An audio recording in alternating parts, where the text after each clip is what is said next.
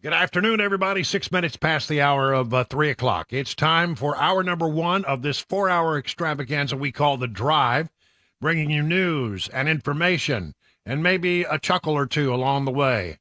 A little song, a little dance, a little seltzer in your pants, and, that's what we do here.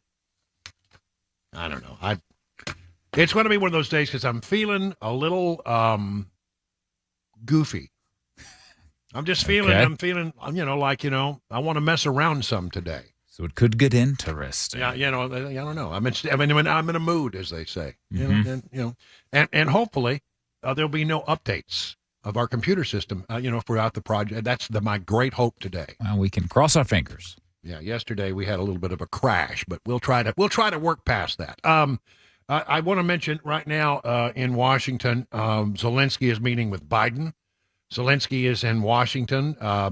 He wanted to give a joint address to Congress, and McCarthy said nope, and so that's not happening. But he's over at the White House now, and we'll get some readout of how that meeting has gone. But again, I think as you heard in the newscast a little while ago, the Pentagon sending more money to Ukraine. Well, I wish they would send some money down to the southern border and solve that problem. I mean, we need to think a little less about Ukraine, I think, and a lot more about our southern border. Have you seen the latest pictures? Oh, my gosh, what a disaster we have on the southern border right now. I mean, in Eagle Pass, Texas, they got literally trainloads of illegal migrants are coming to the southern border in northern Mexico and crossing the Rio Grande River and coming to America, and they're stacking up under a bridge in Eagle Pass, and it's an unmitigated disaster. In some places, 7,000, 8,000, 9,000 people coming across every day, and the Border Patrol is overwhelmed, so overwhelmed that they had to close down some of their regular checkpoints. In other words, so traffic between Mexico and Texas right now is sort of limited in some places. It's a mess. It's an unbelievable mess. So here we go. We'll start, and we thank Fox News in advance for this sound. It's of Bill Maloogian and his reporting down there, which has been really strong. It's been exactly 2 years since we saw thousands of Haitians gather under the bridge in Del Rio, Texas. Now we've got thousands of predominantly Venezuelans gathering under the bridge here in Eagle Pass, Texas, after we just witnessed a massive illegal crossing this morning. An enormous line of migrants crossing illegally here into Eagle Pass this morning, predominantly Venezuelans. We were talking to them as they were crossing illegally from Piedras Negras, Mexico, directly into Texas with little to no resistance. Our producer talking to several of them as they came in. They said they arrived on a train in northern Mexico this morning. They walked down to the border and then just got in the water and crossed illegally into Texas. It has been a complete free-for-all out here in Eagle Pass this morning. We have not seen images like this since Del Rio 2 years ago when I was out there with those 15,000 Haitians. Border Patrol sources telling us several thousand illegal immigrants have crossed here in Eagle Pass this morning. They are predominantly single adult men filing into the country, a lot of them waving to our cameras, chanting Venezuela. You can hear a boat going by me right now. That is a Border Patrol boat. These boats have had minimal impact. The Mexican military has been deployed on the Mexican side of the river. That did not stop this mass illegal crossing from taking place. It was nonstop for 2 hours, guys. This wasn't just a 5 or 10 minute window. This went on for 2 hours straight. We're talking thousands of people filing in, and you can see they're gathering under the bridge because Border Patrol doesn't have enough manpower or buses to get them out of here quickly. So they're trying to get out of the Texas heat and gather under that bridge once again. And there are even more migrants in southern Mexico trying to make their way here. Tapachula, Mexico, right on the border with Guatemala, southern Mexico. Masses of Haitian migrants overwhelming a refugee center there, pushing, shoving, stampeding because they want expedited visas to get to the northern part of the country to cross into the United States. Migrants were trampled, officials were trampled, and we're told 2 people were hospitalized as thousands of these Haitian migrants were disruptive and physically forceful in wanting these visas to get to the U.S.-Mexico border. It's going to take Border Patrol a very long time to process these thousands of migrants, and you can expect many of them are going to be released into the United States because the U.S. and Venezuela really don't have diplomatic relations, and you can't deport somebody if the home country isn't willing to take them back. The numbers have never been worse. We've got thousands of mostly Venezuelans gathering here, a free-for-all here in Eagle Pass. Well, there it is, a free-for-all, he describes it. Now, Bill Malugin may be one of the best reporters that I have ever witnessed in recent years. He is so good, doing a great job down there on the border. And again, thanks to Fox News for allowing us to use that sound. The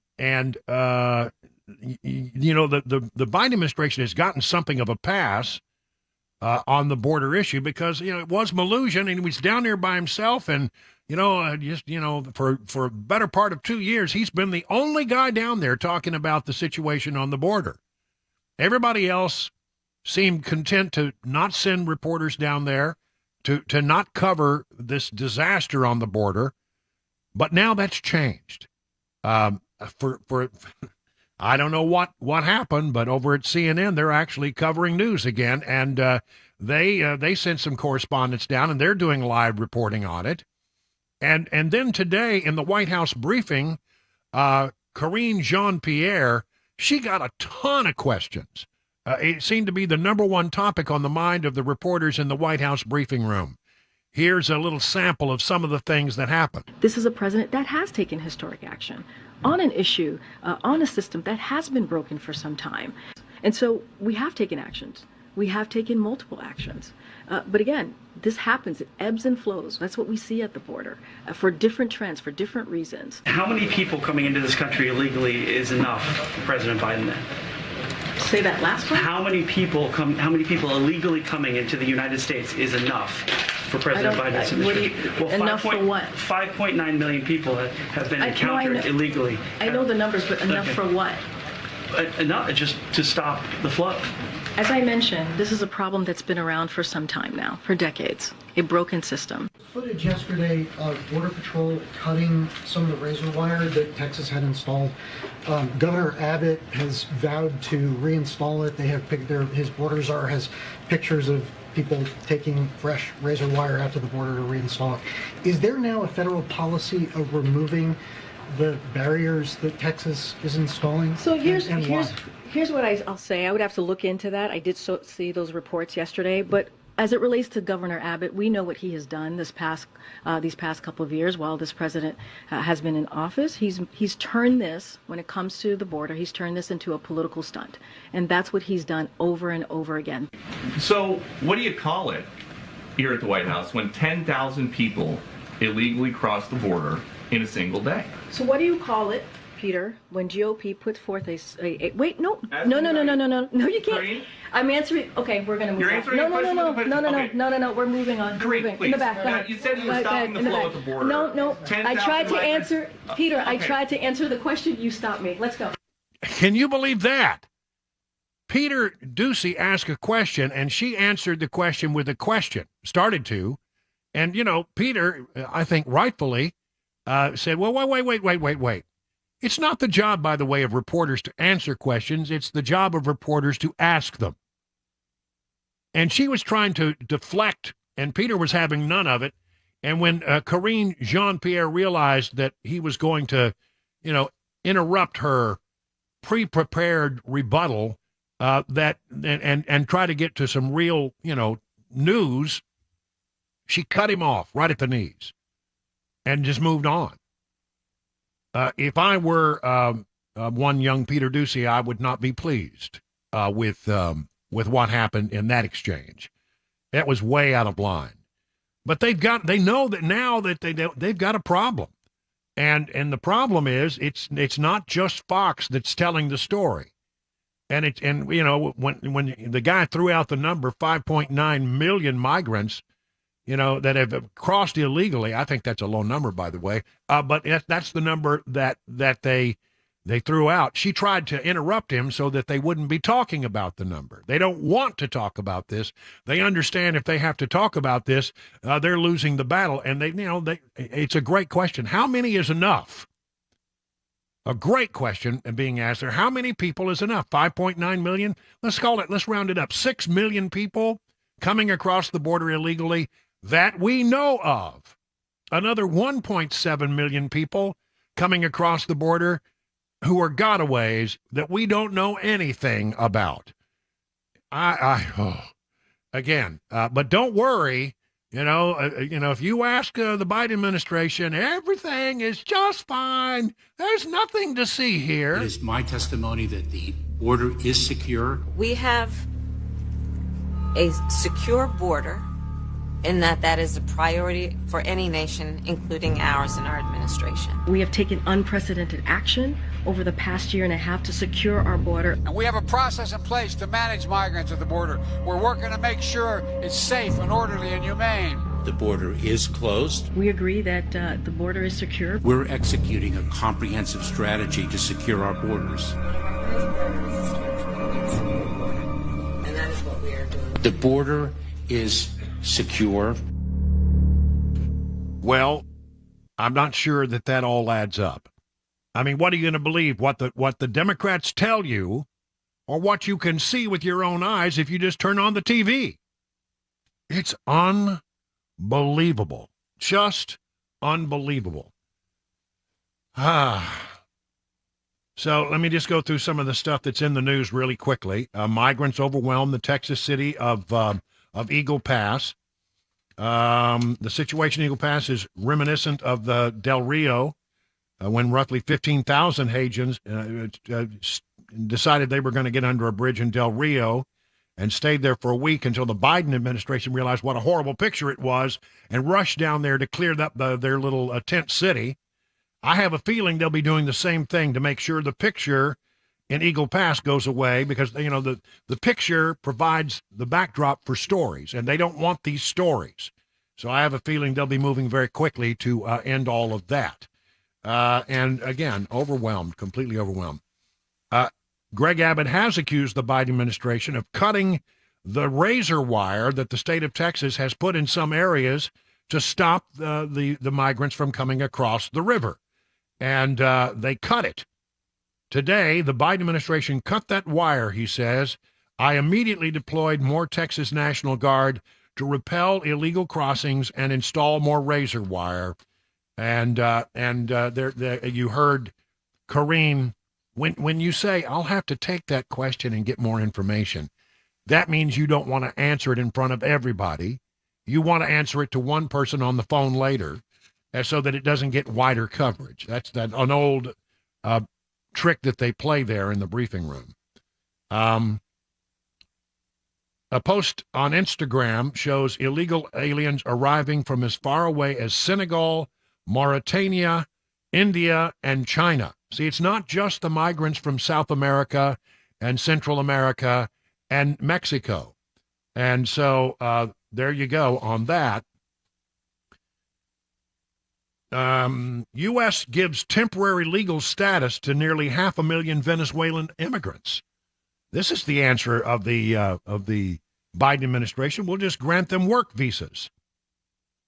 400,000 will be offered to the Venezuelans who've come to the United States before March of 2021, and I guess those that are coming in now.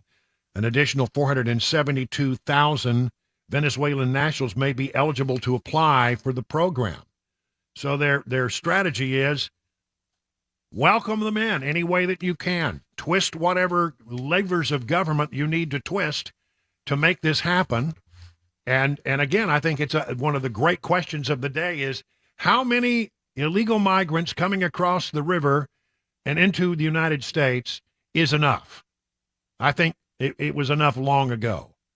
And this situation is now, I think, a major issue for the Biden administration, and they're going to have to respond in some fashion.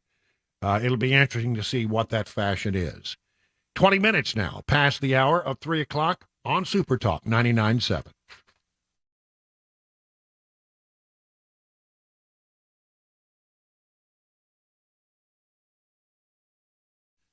Well, this is the time of year where we have cool nights and then warm days, and that means that in the nighttime you may want to turn on the heater, and in the daytime you probably are going to need a little AC. And if either one of those things goes on the fritz, do what I would do. Call this number, 615-775-7833. The folks over at Busy Bee HVAC and Plumbing will come right over, and they will fix your system and get you up and running. You might want to think about becoming a member of the Beehive Club. It starts at $99. You get 3 maintenance services, one aimed at heating, one aimed at cooling, and one aimed at your plumbing. No overtime charges, 24/7, 10% off all repairs. Busy Bee Plumbing, Heating, and Cooling is your official Rude Pro partner. So for satisfaction guaranteed, call Busy Bee Plumbing, Heating, and Cooling, 615-775-7833, online at busybeehvac.com.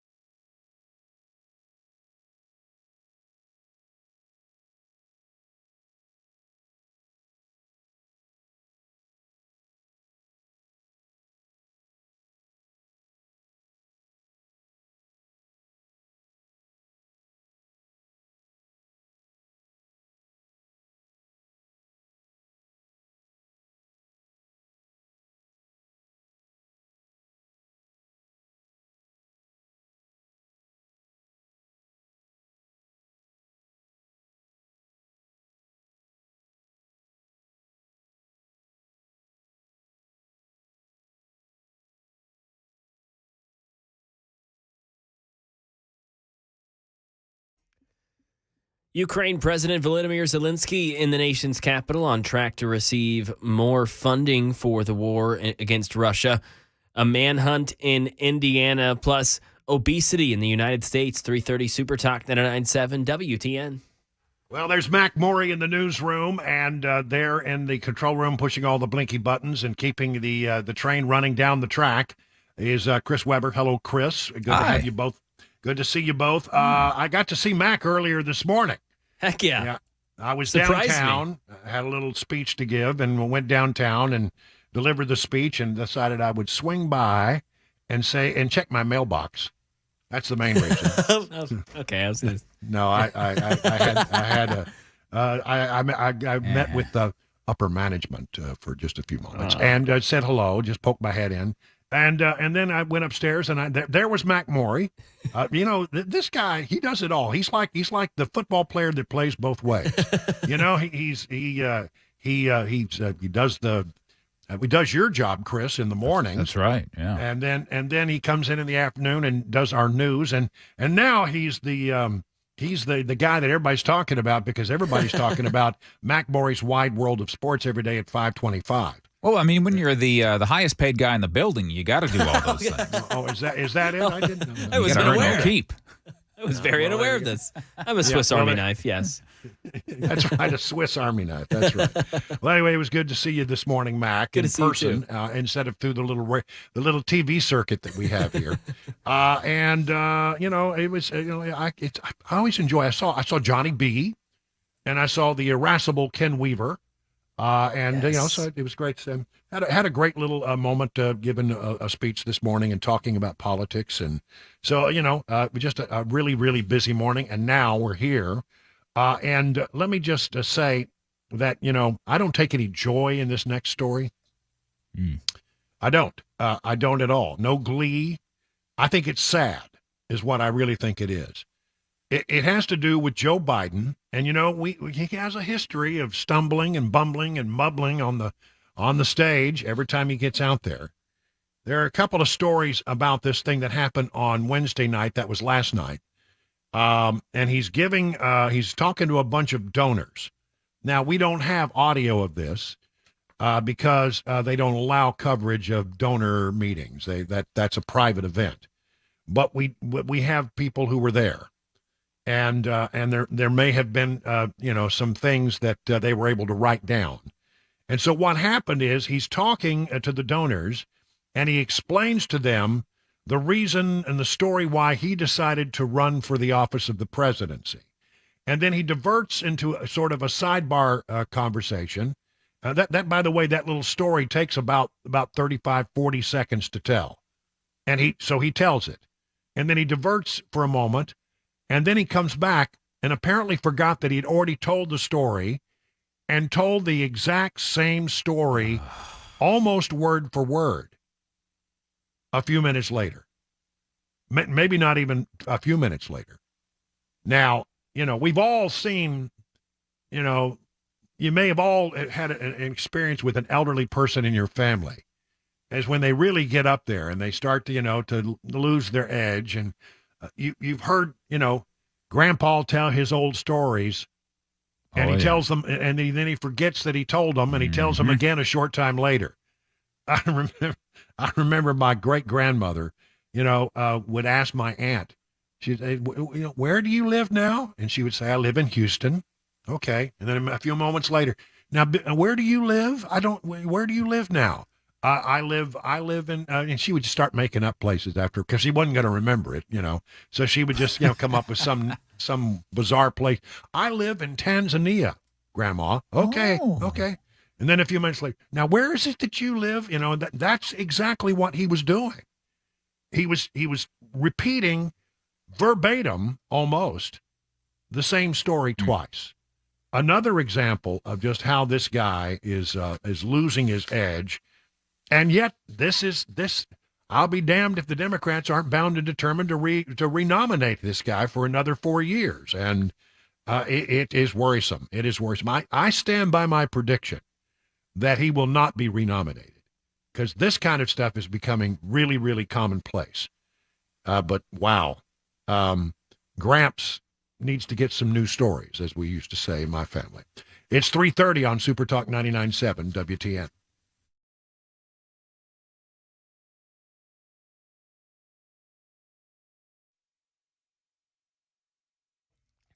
30 minutes after the hour of 3 o'clock, I'm Mac Morey with your top stories. Currently 84 degrees on Music Row. Traffic and a weather forecast coming up in just a few minutes. Ukraine's President Zelensky is in Washington today for meetings on Capitol Hill and at the White House. Karen Travers has details of the new security package for Ukraine that'll be announced today. The White House Thursday announcing a new security assistance package for Ukraine worth hundreds of millions of dollars. National Security Advisor Jake Sullivan said the goal is to help Ukraine strengthen its air defenses in anticipation of winter strikes by Russia on critical infrastructure and to help Ukraine with its ongoing counteroffensive. That includes additional ammunition for U.S.-provided HIMARS systems, anti-armor capabilities, artillery ammunition, and more DPICMs, which have helped Ukraine make gains and, crucially, also helped Ukraine defend against counterattacks. So far, $135 billion in aid have been given to Ukraine from the United States. Right now in Indiana, officials in Marion County are locked in a manhunt for 28-year-old suspected killer Kevin Mason, who was accidentally released from prison 8 days ago and hasn't been seen since. Mason was arrested and charged with the June 2021 Minneapolis murder on September 11th and was accidentally released 2 days later. And nearly half of states in the U.S. have a significant number of adults living with obesity. Brian Clark has details. The CDC defines obesity as a body mass index greater than 25. Latest numbers show 22 states have at least 35% of adults living with obesity. Just 10 years ago, there were no states that met that criteria. As obesity levels increase, so do long-term health concerns. The condition's been linked with a host of health problems, including heart disease, stroke, and certain kinds of cancers. And that is the latest news, weather, and traffic next. I'm Mac Morey, WTN News.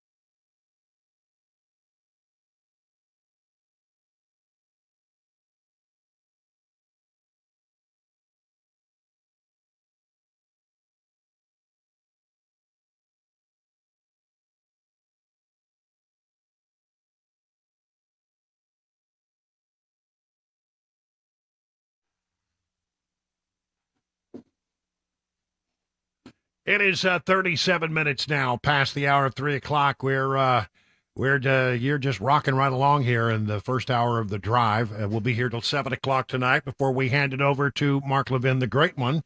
And we hope that you are getting home safely, moving about the city, and listening in while we give you news and information you can use. I think it's time for our 2024 update. That's right. We bring you, it's never too early to start talking about the next presidential election. I listen there. It's a fascinating thing. Part of the speech that I gave this morning was about how we're so in uncharted waters when it comes to these things.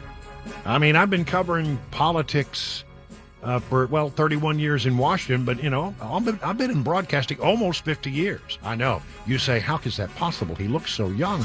But I was a child prodigy, and but that's beside the point.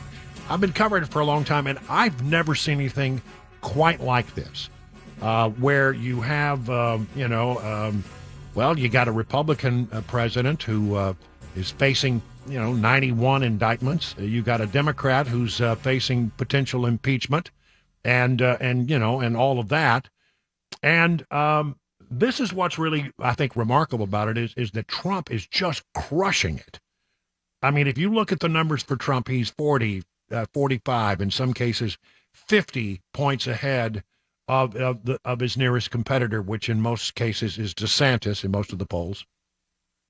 Here is the latest. Former President Donald Trump's massive lead in the Republican primary has grown even larger, according to the latest Real Clear Politics polling average. Trump, who had enjoyed a lead in the polls since announcing his candidacy in November of 22, is sitting at 58.8.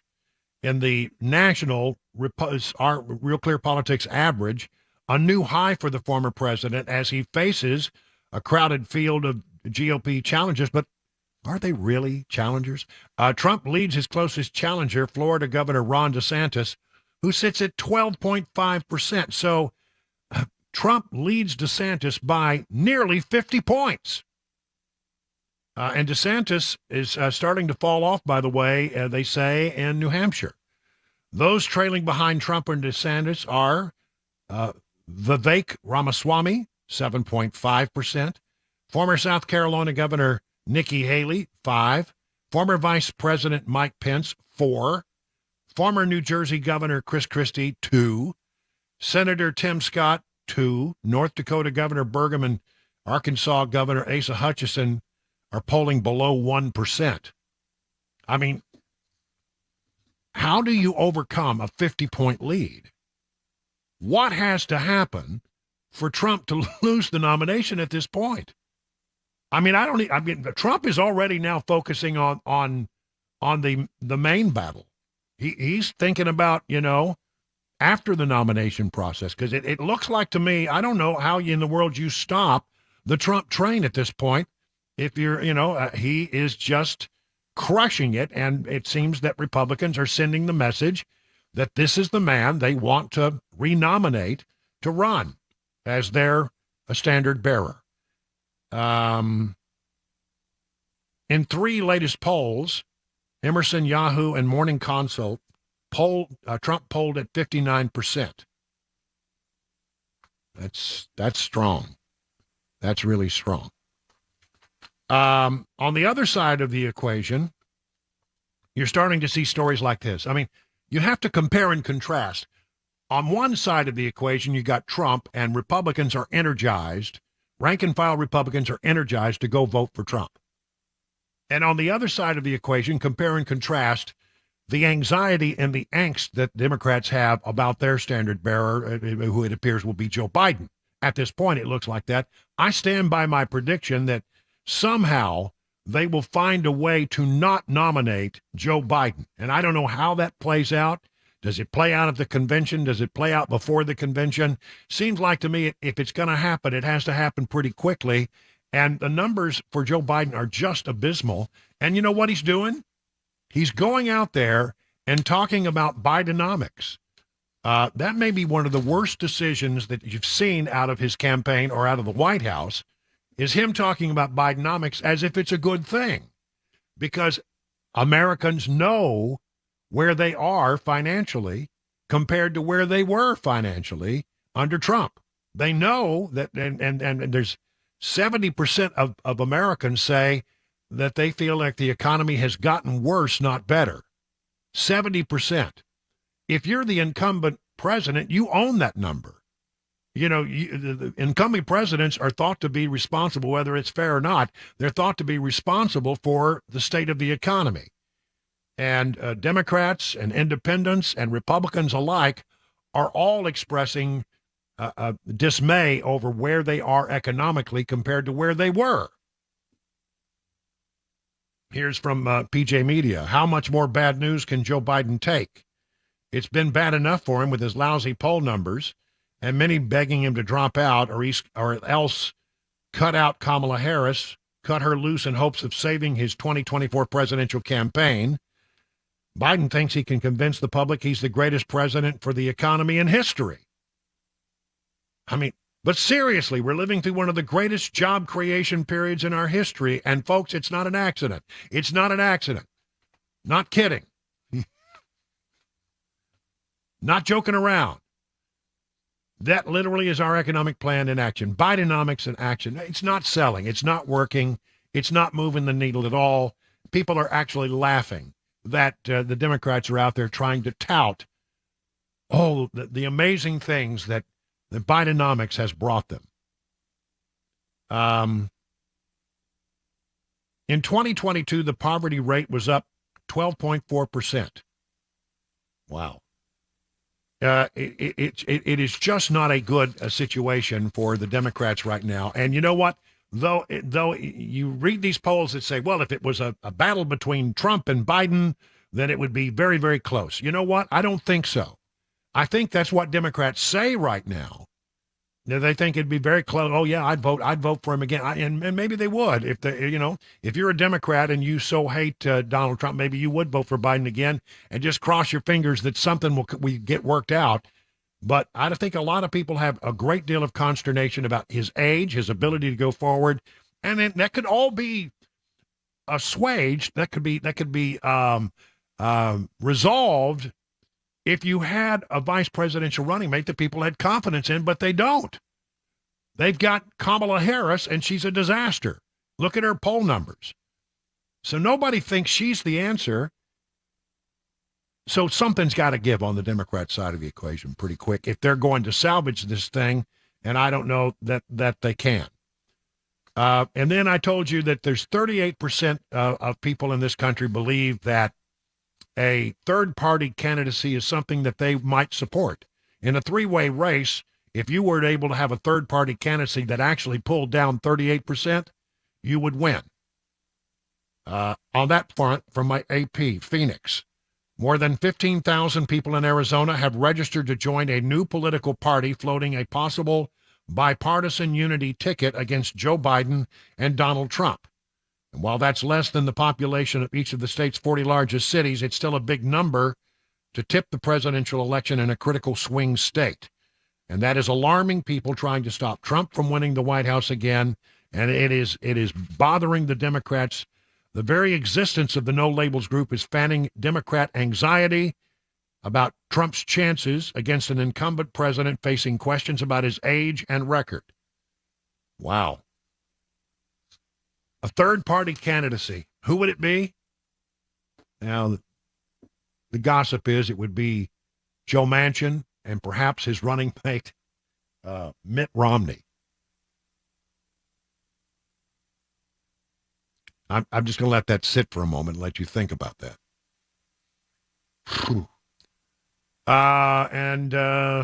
Look, the third-party thing could scramble the entire equation, making it very difficult to predict how this thing is going to go. If it's Biden versus Trump, I think Trump has the edge simply because people are worn out with Biden and they remember the good times they had economically with Trump. They remember when gas was cheap, and the economy is just going to continue to deteriorate, I think, between now and Election Day. So I think I would have to give the edge in a matchup, straight up matchup again between Trump and Biden. Trump will win, I believe. In a three-way race, with about 38% of Americans who don't follow politics like you and I do, just jumping in and saying, a pox on both their houses. I just want something different. I want a different name. I want somebody new. That really scrambles the math, and it's hard to predict exactly how it all come down. Meanwhile, very, very briefly, I thought that Trump might turn to Carrie Lake as a potential running mate. He likes her. I think they're sort of a lot alike. And there's a lot about her. She's a very attractive conservative candidate. Arizona Republican Carrie Lake, however, is now preparing to launch a Senate run in the early weeks of October. I guess you'll go for the seat now held by Kyrsten Sinema.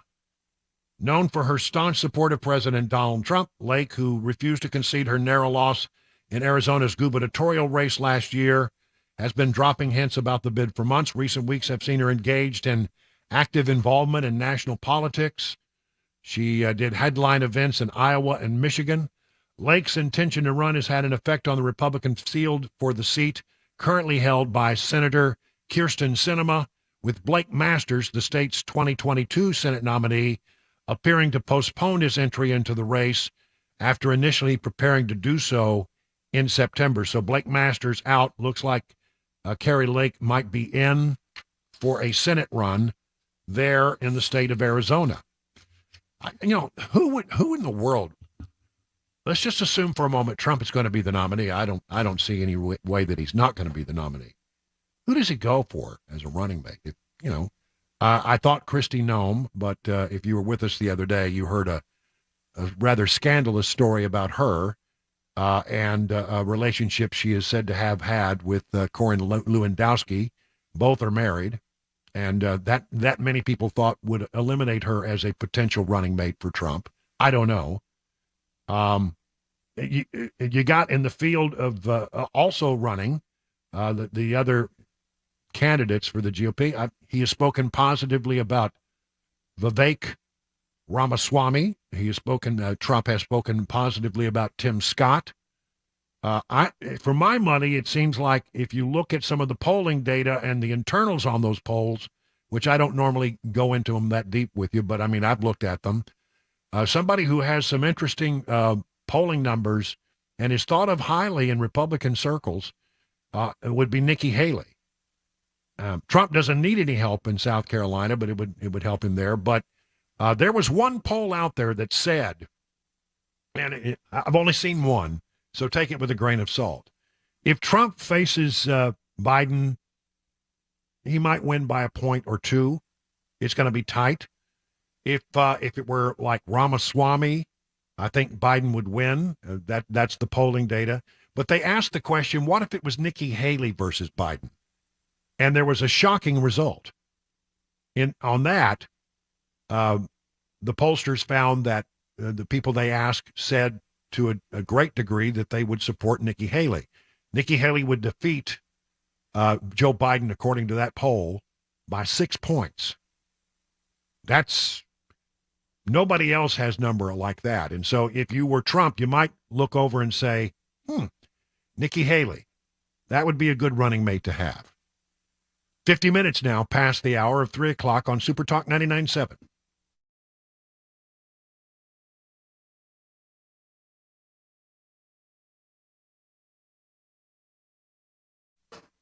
How are you faring in this tough and rough and tumble market? The experts at Beacon Capital Management, well, they get that it can be a little scary, but here's the thing. Beacon Capital Management has a plan to assess where you are and help you make any mid-course corrections that might be needed as you head toward retirement. Wouldn't it be great to have peace of mind that you're on the right path for a comfortable retirement? Beacon can provide you that reassurance. It starts with a phone call. Here's the number, 615-488-9303. You give the folks at Beacon some information, and they will do some number crunching, and then they will give you some advice. You have nothing to lose except for all the worry. Get started today by calling 615-488-9303. And at the end of the process, you'll be able to rest easy knowing that you have a retirement plan that meets all your goals. Replace the worry with confidence that you're on the right path. Again, that number, I want you to write it down, 615-488-9303. The experts at Beacon stand ready to take your stress away. Learn more at askbeaconnow.com.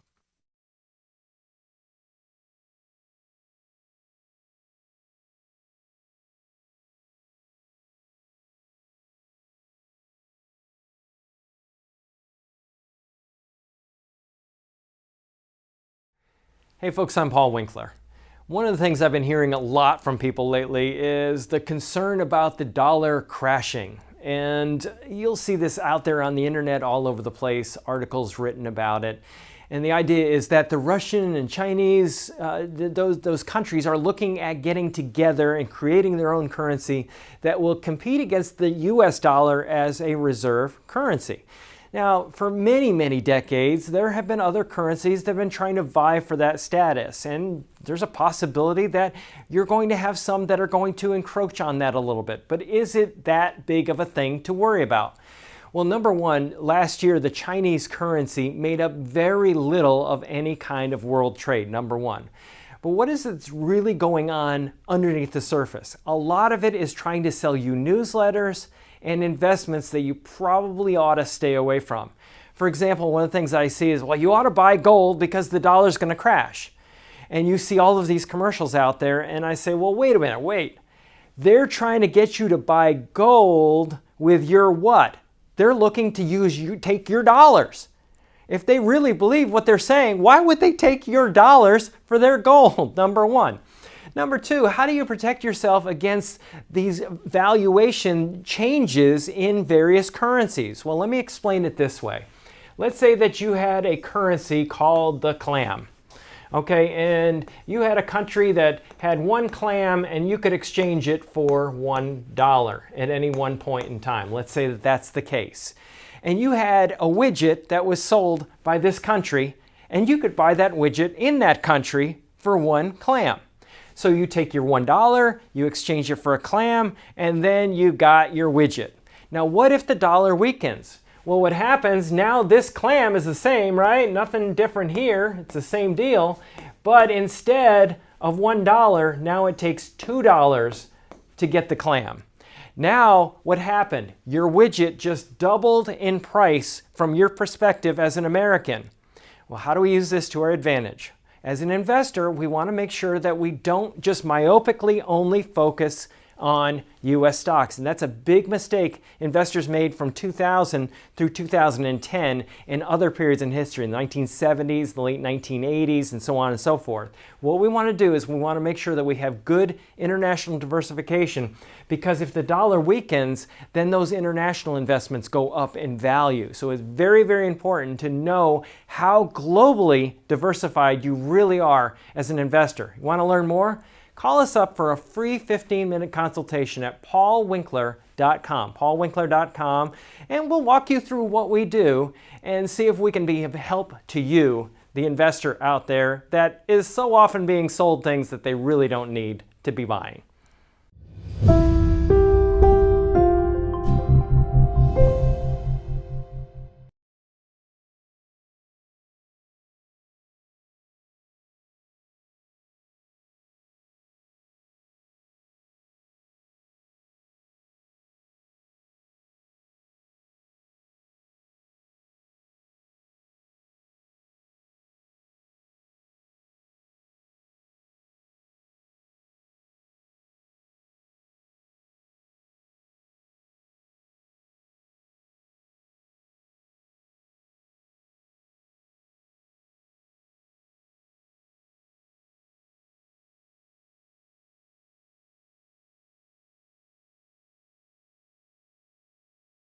House Republicans still at odds with each other over a government shutdown deal, a shooting in Clarksville, and Taylor Swift bringing large numbers of people to a website not aimed at selling tickets. Those stories and more coming up at 4 o'clock on Super Talk 99.7 WTN. All right, thank you, Mac Morey. Take a look at how the market performed today. Not well. The Dow Jones Industrial Average down more than 1%, down 370 points. The S&P down about 1.5%, down 72 points. The NASDAQ down almost 2%, down 245 points. All indices are flashing a vibrant shade of red. So not a good day on the Dow. So standing by over at Beacon Capital Management is our friend John Maxon. John, what's driving these numbers today? Yeah, I'll tell you, Brian, pretty rough day on the market. It's really been driven by the Fed's message. He came out and spoke yesterday, and he really had a more hawkish tone than what the market wanted to see.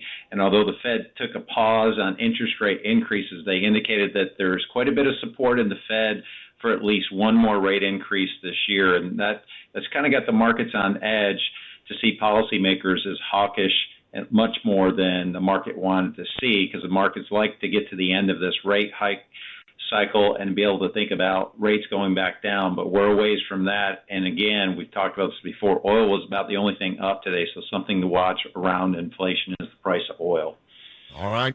Thank you very much, John Maxon. And by the way, the folks over at Beacon, if you would like to find out some of the things they might do to help you with your portfolio, why don't you just go to their website, askbeaconnow.com.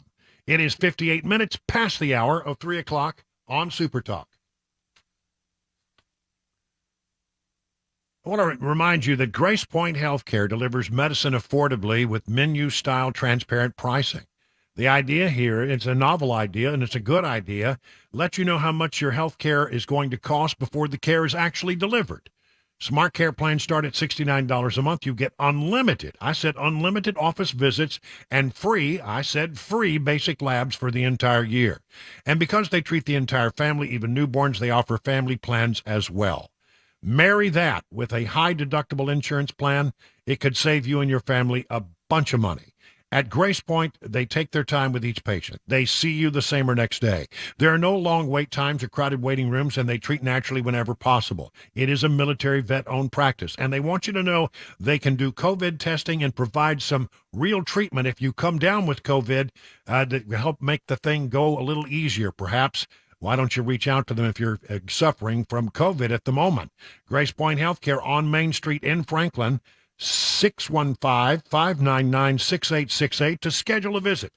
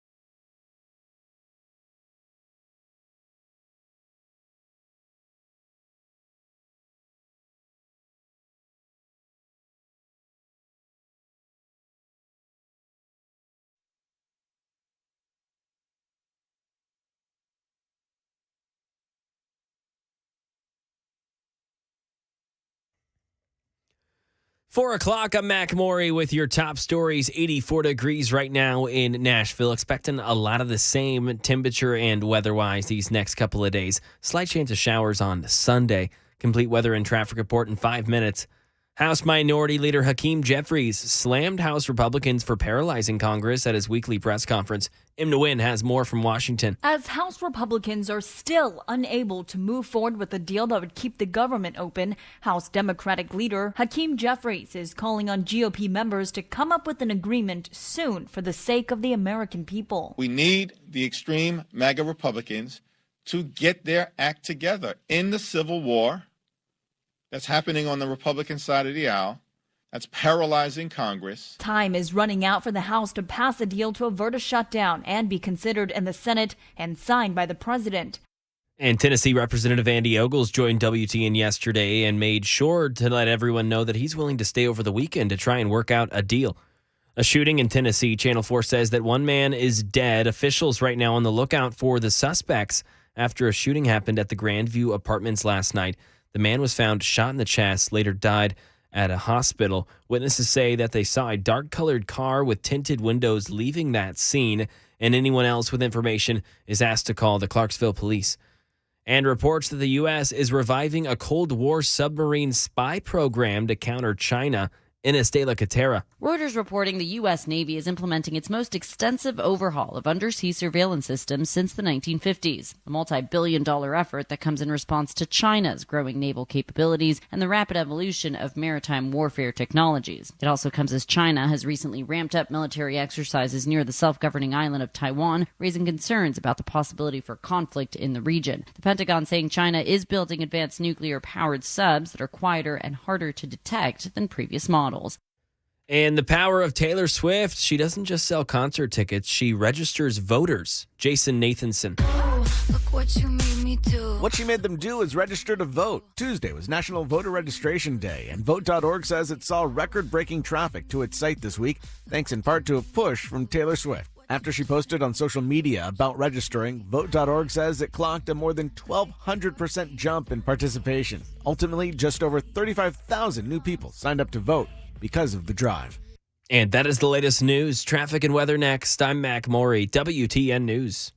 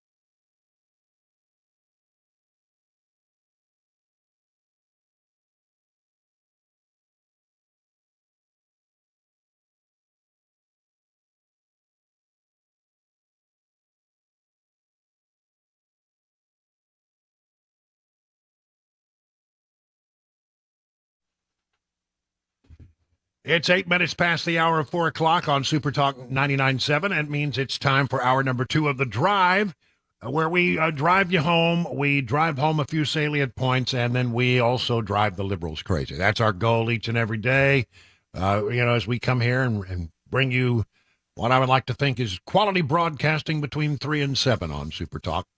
That's the way we look at it. You know what? I want to make sure that you have a little programming note here, and you guys are really going to, Chris and Mac, you're really going to love this.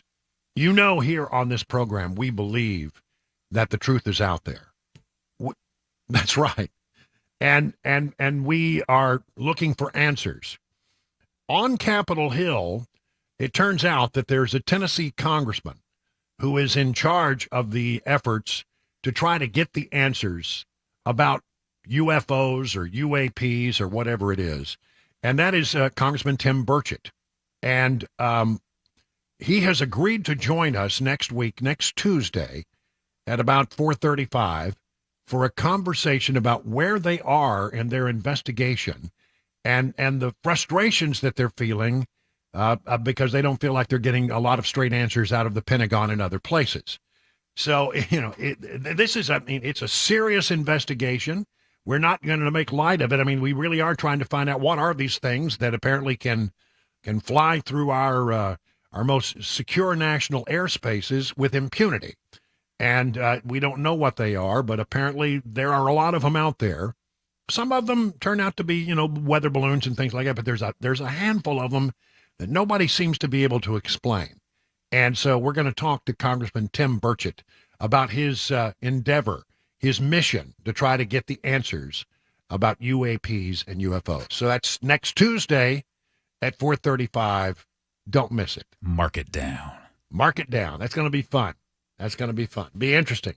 And I ran into his chief of staff when I was over at the fish fry, the John Rose fish fry last weekend, and so I was able to make some connection there and get it all set up. And they're very interested in having the conversation.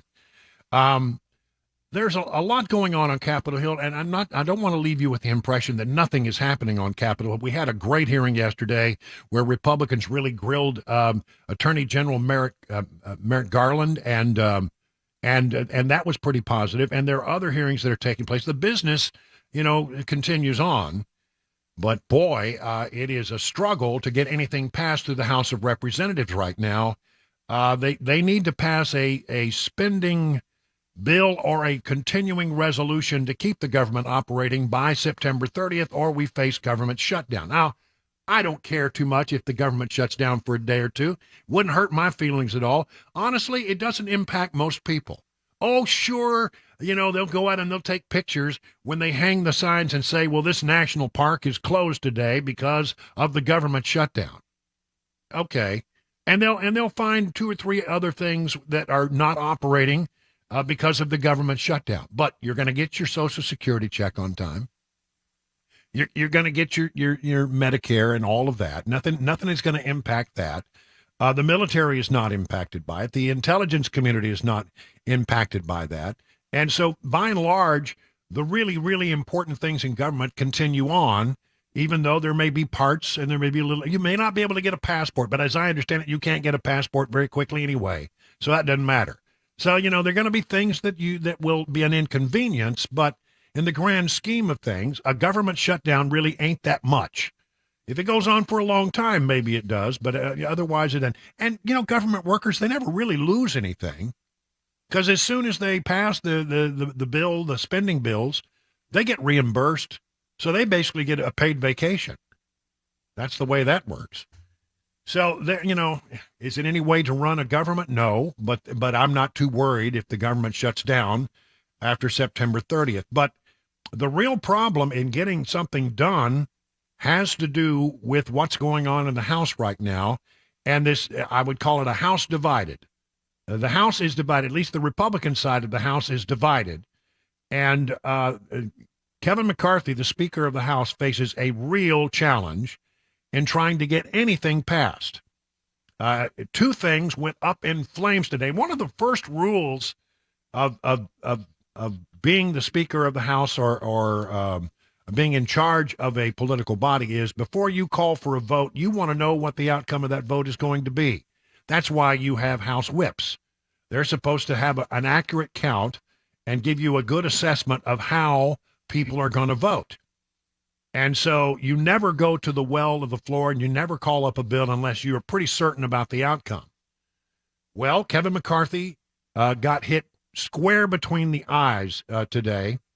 Let me read from thehill.com. House GOP in turmoil on spending as touted progress evaporates. The progress in spending and shutdown talks that House Republicans were touting Wednesday night, they had a big conference last night, was revealed to be a mirage by midday Thursday, dealing Speaker Kevin McCarthy a blow and keeping the conference in a state of turmoil. An attempted redo on a Pentagon appropriations bill failed again on Thursday, and revamped framework for a GOP-only funding stopgap measure still faces enough conservative opposition to block it. The result is Congress is no closer to averting a government shutdown with just 9 days to go before a funding deadline, and McCarthy is starting to openly air his frustration with hardline conservatives, some of whom have expressed support for trying to oust him. This is a whole new concept of individuals that just want to burn the whole place down, McCarthy told reporters after the failed vote. That doesn't work. Look, I know it's an obstacle. I find it as a challenge, and we're going to solve it. So a procedural vote on the Pentagon appropriations bill failed on Tuesday due to a conservative opposition. But after McCarthy presented a new framework for a GOP plan to avert a government shutdown, he got positive reactions, and that prompted leadership to make a second try on the Pentagon bill. It didn't go well. The two that voted against it, Ken Buck of Colorado, a Republican, and hang on, I got to turn the page. Ralph Norman, a Republican of South Carolina, said the Wednesday conference meeting that they would change their vote. So they thought they were going to the floor with all the votes they needed.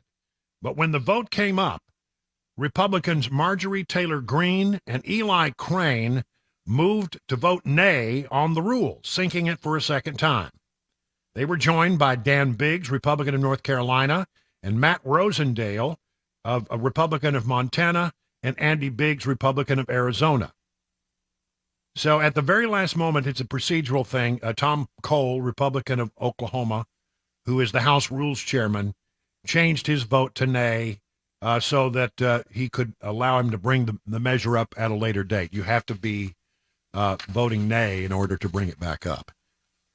There you go. And so it looks right now, I saw Chad Pergram on Fox News. He was tweeting about this, and he says, literally right now, the Republican conference on the House of Representatives is in such disarray that nothing can be passed. Nothing is going forward. There is a battle going on between some conservatives who are aligned against McCarthy, and McCarthy has to try to, cobble together enough votes. He can't lose 5 conservative votes or the thing goes down in flames. He can't lose 5 moderate votes either. He's walking this tightrope, and it is dicey. I'm not sure, I'm going to say this cautiously, I'm not sure McCarthy's going to survive. It's entirely possible that this situation is so bollocksed up that McCarthy might have to, there may be a vote to vacate the seat, and I'm not sure. I don't know who the speaker would be. I have no idea who else might, be considered for it. But McCarthy's speakership is in peril, and Republicans are definitely a House divided. Here's the Fox News version of it. The 5 conservatives who tanked the bills are Dan Bishop, Marjorie Taylor Greene, Andy Biggs, Eli Crane, and Matt Rosendale, as we said. The failed vote was a blow to House GOP leaders, including House Speaker Kevin McCarthy, who has promised to pass 12 appropriation bills to fund the government, rather than a large omnibus spending bill that Democrats passed when they controlled Congress last year. Now, the one thing that McCarthy could do is that he could reach across the aisle and ask Democrats to support him, support his continuing resolution that would keep the government operating beyond September 30th. But if he did that, it would so enrage the conservatives in his own caucus that he no doubt would be challenged, and they might call for a vote to vacate the chair, which means that he might not survive as Speaker. What a dilemma. Again, I think this is inside baseball, and a lot of things that seem kind of wonky and geeky. But when you're talking about funding the government, you've got to do something, or the government will not be funded. Again, I'm not too worried about that, but one way or the other, eventually you have to pass some kind of spending bill that keeps our government functioning at full capacity. And it doesn't seem like that's likely to happen. The House can't send over something that the Senate could consider because the House can't pass anything right now. You with me on that? So I watch this space very, very, very closely because it's going to get interestinger and interestinger as we go along. And I'm not sure how it's going to get resolved. But, boy, I'm telling you, the battle is on inside the House. And the House is, as they say, a house divided. And as the old saying goes, a house divided against itself cannot stand. It is now 20 minutes past the hour of 4 o'clock on Super Talk.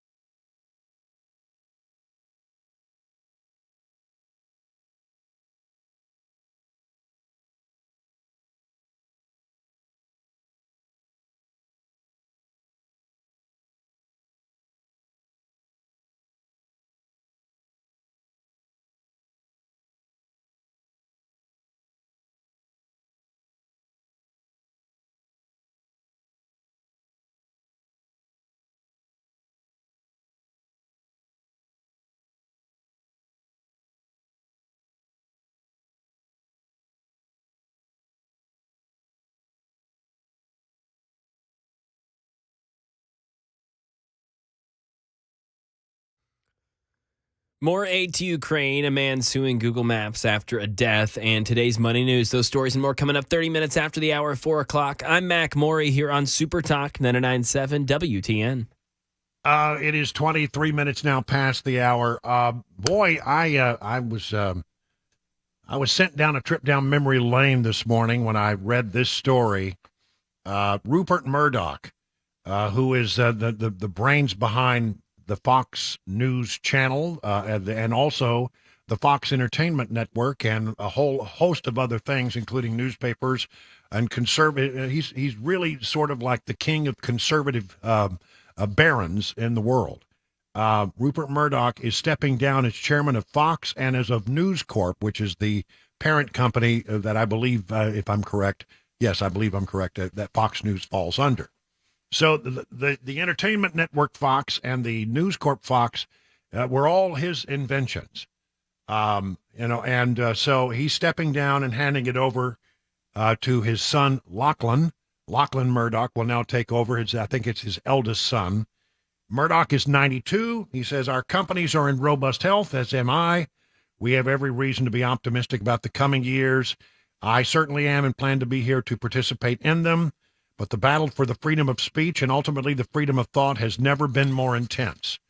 A lot of people paying tribute to Rupert Murdoch, even his competitors over at Newsmax. Here's what Chris Ruddy had to say. He's the CEO of Newsmax.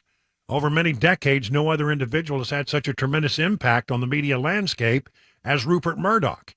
His contributions to the news industry across several continents has been enormous, helping to ensure a balanced and truly free media. Newsmax has benefited from his contributions, and we will continue his efforts to promote a free press, which is, of course, a cornerstone of a free society. Nice words from Chris Ruddy over at Newsmax. I have memories of Rupert from the days when I worked at Fox. I remember it almost as if it were yesterday. I want to take you back to April 15th of 1986. A young, spry reporter was making his way from the Metro up the street on Connecticut Avenue to a station that was known at the time as a Metro Media station. I had been hired, as my first day at work, I had been hired as a correspondent for what I thought was a company called Metro Media. And when I arrived on that very first day, there was a crane in front of the TV station building. And they were taking down the Metro Media sign. And they were putting up a sign that said something like Fox Television. And I looked at that and I said, oh, my gosh. Uh-oh. Because when in media circles, when you have a change of ownership, you wonder, do I still have a job? Because they make changes. And so I immediately went in and found the news director, a woman by the name of Betty Endicott. And I said, Betty, do I still have a job? She says, yes, you have a job. I said, well, I just saw that they're putting up this. What is Fox Television? And she said, well, there's this guy named Rupert Murdoch who bought up 7 Metro Media stations, and he wants to start a 4th network. Well, the 4th network thing had been tried, and many people tried and failed. So, it was a great challenge to come in and try to challenge the big 3, ABC, CBS, and NBC, and as an entertainment network. And so he came in and did it. I watched it happen. I mean, it started out, if people remember, he did one night a week of entertainment. It was starting with the Tracy Ullman Show, which had a cartoon segment, a little thing called The Simpsons, which turned into its own and by the way, still on today. The longest running comedy show in the history of television. So he did the Tracy Ullman Show, then he added a second night, and then a third night, and then a fourth night, until we had 5 nights of entertainment. And that was the beginning of it was like Beverly Hills 90210 and all kinds of Married with Children. Married with Children became a staple of that network, and that's how he built it up a night at a time, to the point where now and then the big deal was when they got the NFL. I remember that was a very big deal. But I was working for this station, WTTG, and behind the scenes, what was not generally known or not generally discussed was he almost lost it all. He was so extended to try to start this network. That it was said that if the banks ever called in the loans, that the entire thing would fall apart like a house of cards. But the banks, he was able to renegotiate the terms, and he made his way out of near bankruptcy and was able to become the powerhouse that it is today as an entertainment. And then, they started something called the Fox News Channel. And I joined that in year 2. I was there from year 2 through year 14 and spent a lot of time there and watched that develop into the powerhouse that it is today. It is by far the number one news channel. It beats the networks. It beats, Gutfeld is beating The Tonight Show on the Fox network now. I mean, it is a powerhouse that you have to acknowledge. And it was all Rupert Murdoch. I didn't meet him many times. The first time I met him, I came running out of my office at WTTG without looking to my left or right, and I damn near ran over him. And I looked up and I said, "Oh my gosh, Mr. Murdoch!" It's the first time I met him. And I said, "I'm so sorry. Excuse me. I nearly took him out." And but he was always no problem, Mike. No problem. Everything good. Good on you. And he was on his way. I was around him 2 or 3 other times, and I always found him to be an interesting guy. And I wish him well in retirement. I understand he's married for, what is it, the 4th or 5th time? I don't know. But he's 92 years old, and he's retiring, and boy, is there a guy who ever earned his retirement. But did he make a difference in the landscape of television? Absolutely. Absolutely he did. And so I will always cherish my time working for Mr. Murdoch, as we called him, at the Fox News Channel and over at WTTG. And I wish him all the best as he moves on to this next phase of his life. It is 30 minutes now past the hour of 4 o'clock on Super Talk.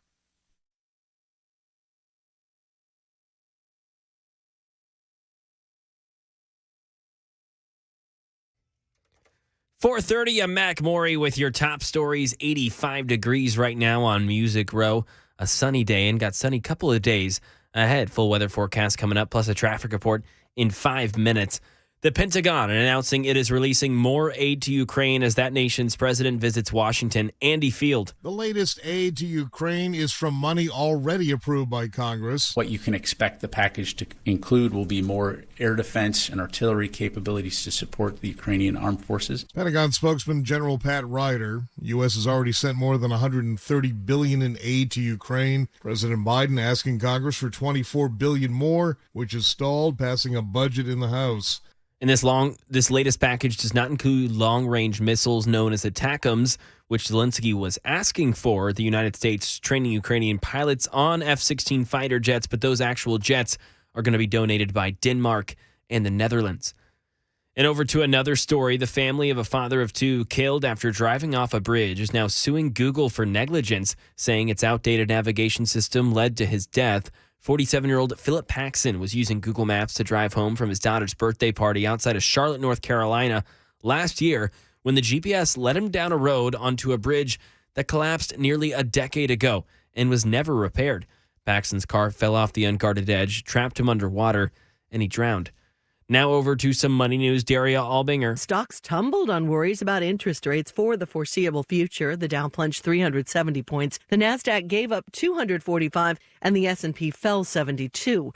Investors are reacting to news that the Federal Reserve may cut interest rates next year by just half of what it earlier predicted. And that means rates could stay high well into next year as the central bank continues to try to slow inflation, bringing it to the 2% target rate. High rates slow the economy. This spring, they contributed to the collapses of 3 high-profile U.S. banks, but so far they haven't affected the job market that much. But there are signs that could be changing. John Deere is announcing it'll lay off more than 200 workers at its plant in East Moline, Illinois next month, and that there could be more job cuts to follow. And of course, this is on top of an increasing number of layoffs at the big 3 automakers, with the UAW strike in its 2nd week.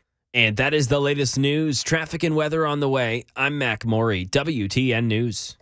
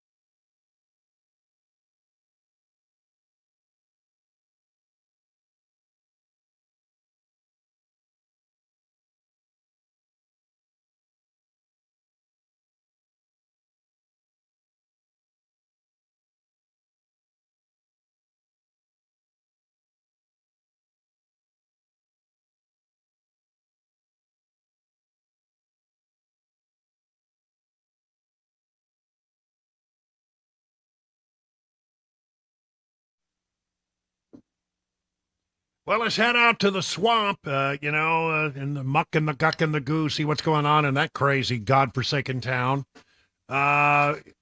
Listen, there's a guy named Zelensky who's in town in the nation's capital right now, making the rounds. He's been over at the White House, and as the White House announced today that they are sending more money, already approved by Congress, in the direction of Ukraine in their support of their battle against Russia. It will include weapons such as air defense systems, artillery ammunition, anti-armor capabilities, guided multiple launch rocket systems, high-mobility artillery rocket systems, and Javelin anti-tank missiles. Very effective, by the way. It will also include controversial cluster munitions. This all confirmed today by National Security Advisor Jake Sullivan. And so he's at the White House. He's meeting with Biden. I've never heard of a situation where a guy is leading a war effort in his own country, and the country is completely enveloped in war and destruction and chaos. And apparently you can move in and out of the country with no problem whatsoever. I mean, a long list of people who've made their way to Ukraine to meet with Zelensky, and Zelensky and his wife now can apparently leave the country, come to America without any problem whatsoever. I don't understand how a war-torn country that is possible, but apparently it is possible. Look, there's a very valid debate that goes on about the money we're sending to Ukraine.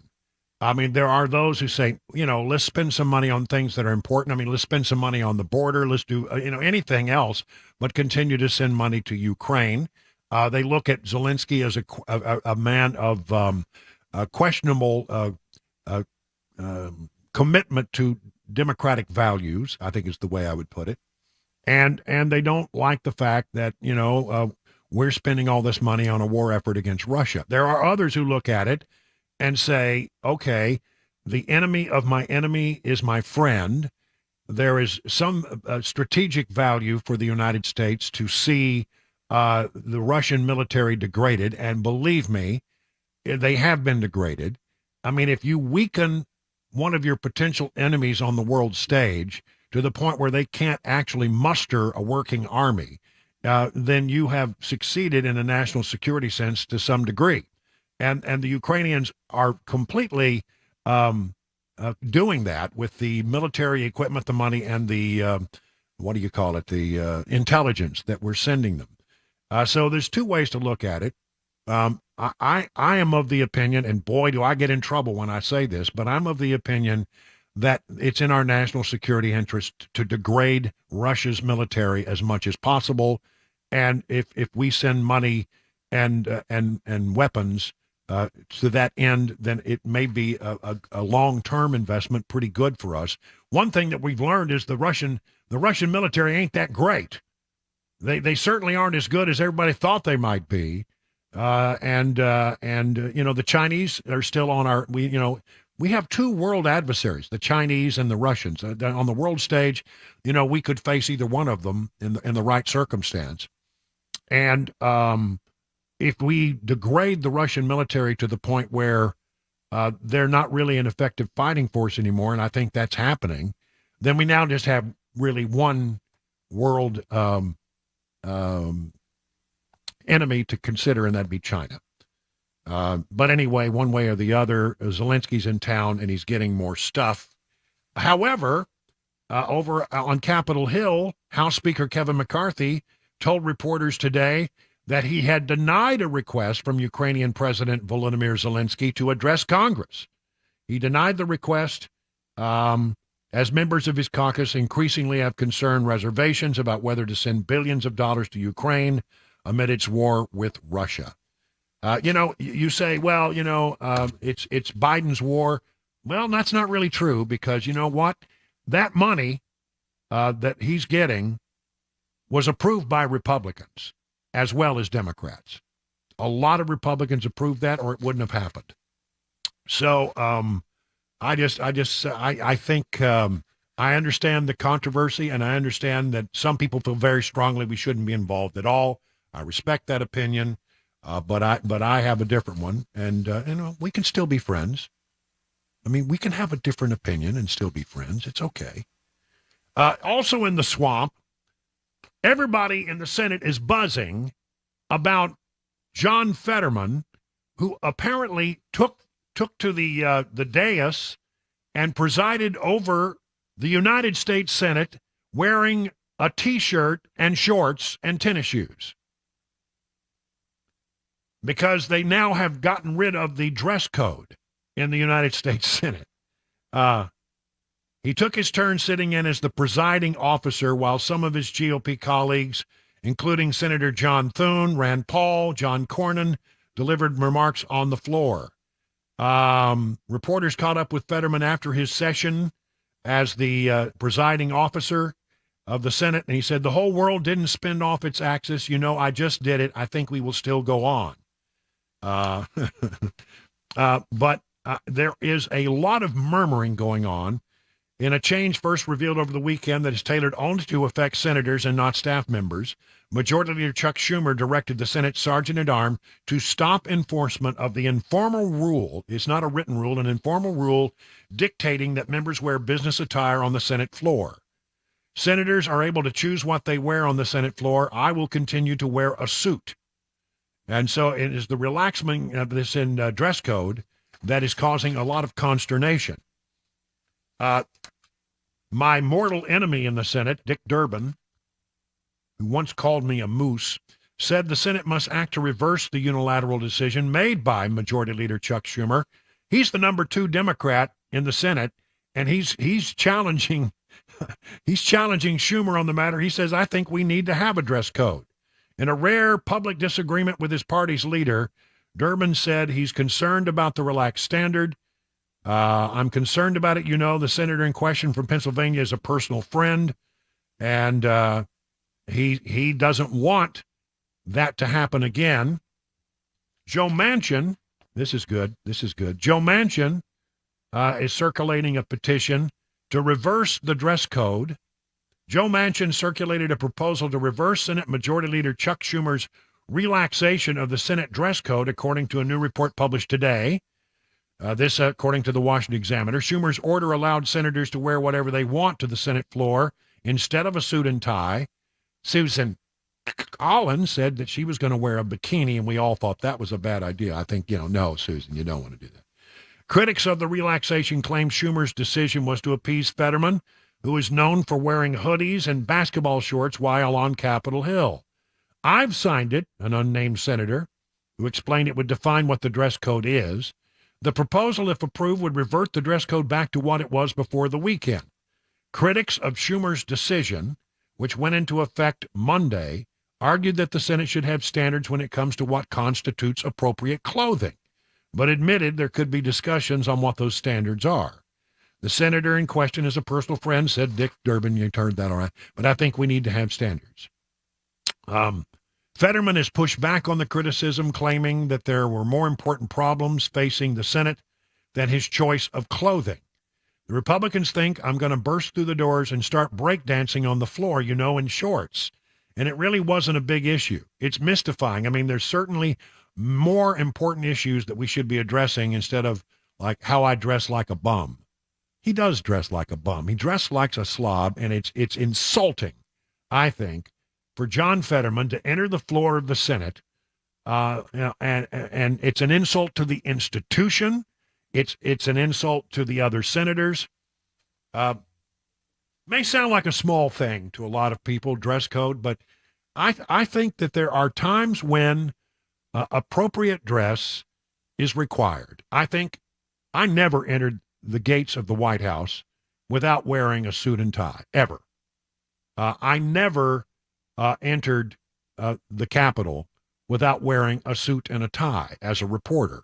I felt like the institution, it was a requirement. I felt like it was, it would be insulting to show up at the Senate wearing anything less than a coat and tie. I just felt that way very strongly.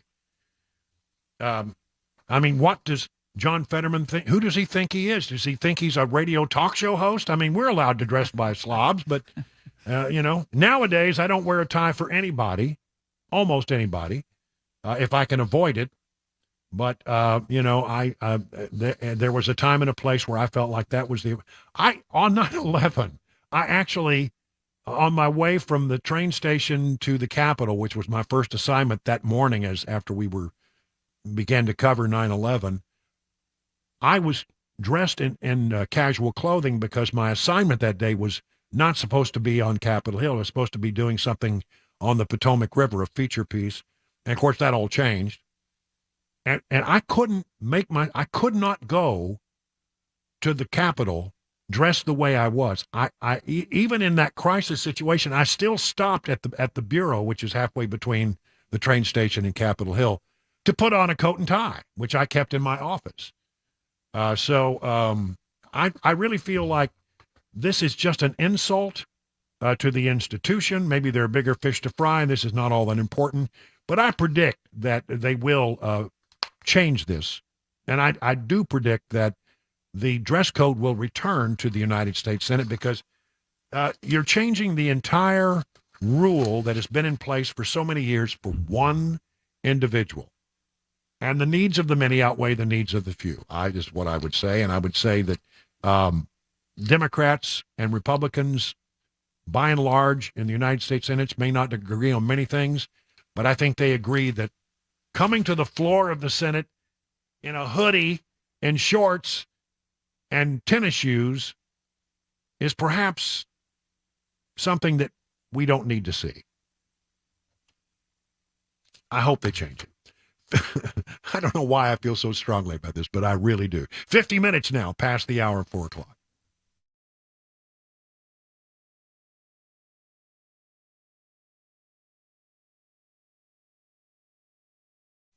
Let's talk about Everseal. You stop wasting money on concrete sealing. Stop wasting money on sealing up your exterior wooden surfaces. Protect cracks and pittings for less.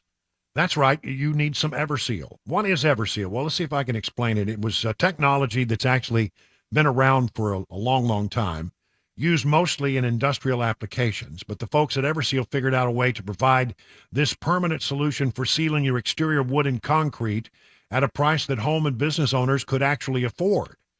The process starts by doing a deep cleaning. They will take your wood, they will take your concrete, they will make it look as new as it can possibly look, and then they will apply their patented sealant, which absorbs all the way through. It's not something that sits on top of the wood and concrete. It becomes a part of the wood and concrete, and it will prevent any further deterioration, and I'm not making this up, for the next 30 to 50 years. Wow. Wow. Think about how much money you would save over 30 to 50 years if you didn't have to, for example, reseal your deck every year or two. That would be a lot of time and a lot of money saved. And at the end of the day, don't you want to just enjoy your exterior wood deck or your concrete surfaces if you have those instead? Yeah, that's what you want. So why don't you reach out to Steve Nelson and the team over at Everseal? Here's the number, 1-844-EVER-USA. That's 844-EVER-USA. Or learn more about the whole process by going to their website, ever-seal.com. Hey folks, I'm Paul Winkler. One of the things I've been hearing a lot from people lately is the concern about the dollar crashing. And you'll see this out there on the internet all over the place, articles written about it. And the idea is that the Russian and Chinese, those countries are looking at getting together and creating their own currency that will compete against the US dollar as a reserve currency. Now, for many, many decades, there have been other currencies that have been trying to vie for that status. And there's a possibility that you're going to have some that are going to encroach on that a little bit. But is it that big of a thing to worry about? Well, number one, last year, the Chinese currency made up very little of any kind of world trade, number one. But what is it that's really going on underneath the surface? A lot of it is trying to sell you newsletters and investments that you probably ought to stay away from. For example, one of the things I see is, well, you ought to buy gold because the dollar's going to crash. And you see all of these commercials out there, and I say, well, wait a minute, wait. They're trying to get you to buy gold with your what? They're looking to take your dollars. If they really believe what they're saying, why would they take your dollars for their gold? Number one. Number two, how do you protect yourself against these valuation changes in various currencies? Well, let me explain it this way. Let's say that you had a currency called the clam.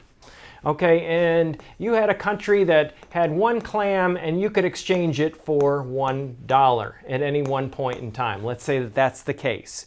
And you had a widget that was sold by this country, and you could buy that widget in that country for one clam. So you take your $1, you exchange it for a clam, and then you got your widget. Now, what if the dollar weakens? Well, what happens now, this clam is the same, right? Nothing different here. It's the same deal. But instead of $1, now it takes $2 to get the clam. Now, what happened? Your widget just doubled in price from your perspective as an American. Well, how do we use this to our advantage? As an investor, we want to make sure that we don't just myopically only focus on U.S. stocks. And that's a big mistake investors made from 2000 through 2010 and other periods in history, in the 1970s, the late 1980s, and so on and so forth. What we want to do is we want to make sure that we have good international diversification, because if the dollar weakens, then those international investments go up in value. So it's very, very important to know how globally diversified you really are as an investor. You want to learn more? Call us up for a free 15-minute consultation at paulwinkler.com, paulwinkler.com, and we'll walk you through what we do and see if we can be of help to you, the investor out there that is so often being sold things that they really don't need to be buying.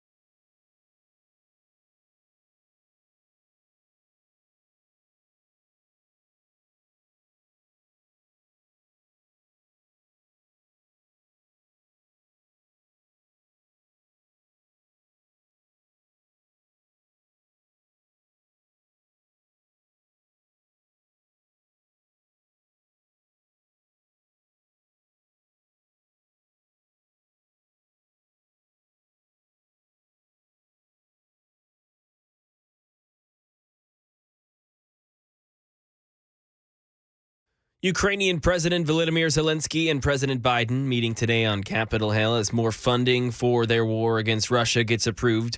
WeGo buses getting sued, and Williamson County schools having some bus issues as well. They're too overcrowded. Those stories and more coming up at 5 o'clock on Super Talk 99.7 WTN. All right, and Mac Morey, of course, will be along at 5:25 for what is appointment radio, something we call Mac Morey's Wide World of Sports. It's a fan favorite and a big hit, and we'll talk to him at 5:25, and you'll have the news. We just had a call in from Andy Ogles. He wants to join us for a moment or two at the top of the next hour to explain what the hell is going on in the House of Representatives right now. So we'll do that.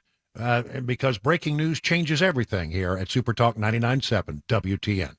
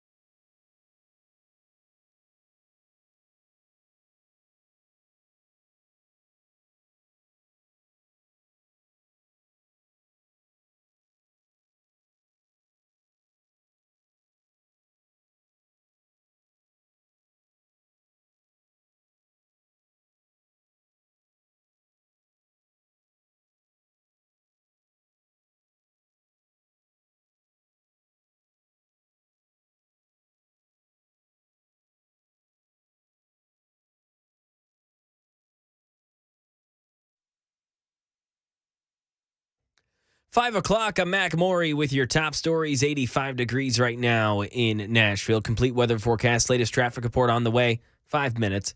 President Biden welcoming Ukraine's President Zelensky to the White House today. Karen Travers with the latest. At the start of their meeting in the Oval Office, Ukraine's President Zelensky told President Biden he found, quote, trust and support from both the House and Senate today, and said he was grateful. And I started my day in the U.S. Congress to thank its members and to people of America for all the big, huge support. I felt trust between us, and it allowed us to have a frank and constructive dialogue, Mr. President. The White House has asked Congress to approve $24 billion in new aid for Ukraine. There is bipartisan support for it in the Senate, but some House Republicans are pushing back. A lawsuit in Tennessee, a charter school bus driver is suing WeGo and a WeGo bus driver for alleged negligence during a crash. Keontae McEwen claims that WeGo and the driver were both negligent and was a head-on crash. She says that they violated many traffic laws. McEwen was seriously injured. Multiple were injured among the 11 children on board as well. And McEwen claims in the lawsuit that WeGo is also responsible for not properly training that driver. She adds that she suffered a traumatic brain injury along with hurting her ribs and her back. McEwen wants compensation of $1 million. And we have an update on a man who Nashville police says believed he was told by God to rid children of evil. Fox 17 says victims' rights group Tennessee Voices for Victims is concerned that Nashville Judge Jennifer Smith released Damian Rucker to his sister. Rucker's sister is supposed to take Rucker to the Orchard House in Milan for a 12 to 18-month program, which is a Christian-based halfway house for men who've been released from prison. Rucker faces numerous charges, including making a threat of mass violence from what happened on July 7th. Police arrested Rucker inside the Belmont United Methodist Church and Daycare in Hillsborough after he allegedly tried to get into a room with children. He allegedly told police God sent him there to rid the children of evil by blowing up the place and all places of worship. Ken Weaver, WTN News.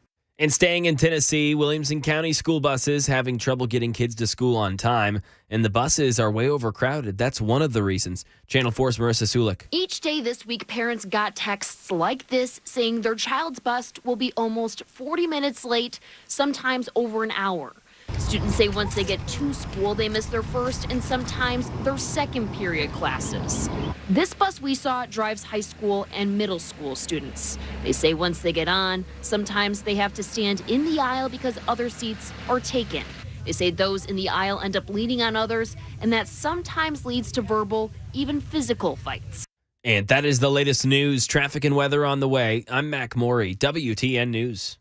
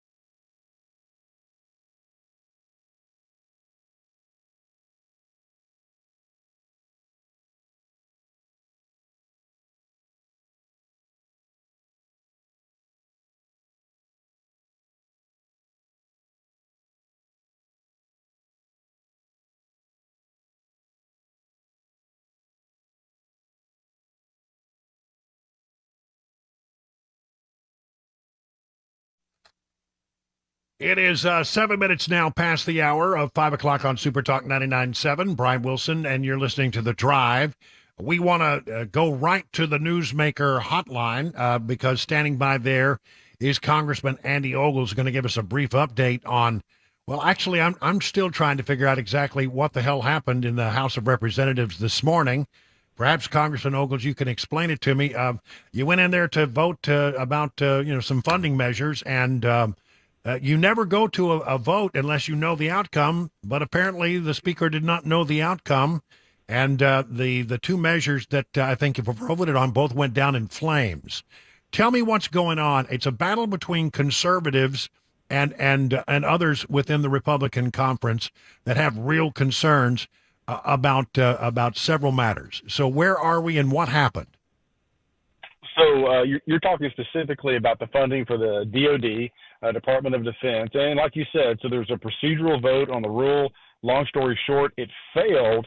Now, I cautioned leadership last night that they didn't have the votes, that there were members that were insistent that we start moving other appropriation bills that actually cut spending. So the context of that is the DOD bill increases spending, but we have this top line number, this cap that was agreed to, that we're trying to figure out a path on how we get there. So now that kind of jumps you to the continuing resolution conversation, which I'm a no on, because here we are, we're facing a September 30th deadline, and quite frankly, September 30th didn't move on the calendar.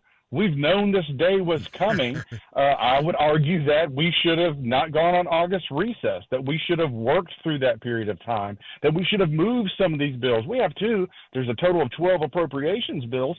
We have two that are still stuck in committee, my goodness. So today what happened, after the DOD bill went down, a few of us started a process of a member-led initiative. So we have what's affectionately called a five family. So that's the five factions within the Republican conference that we would get together and we would figure out a path forward.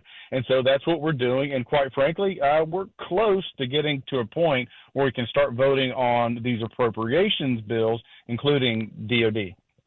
Okay, here's a couple of bottom line questions. Will the government shut down? I think at this point it is highly likely that you will have a very brief shutdown while we go through this process of voting on these appropriations bills. Do you still support Speaker McCarthy?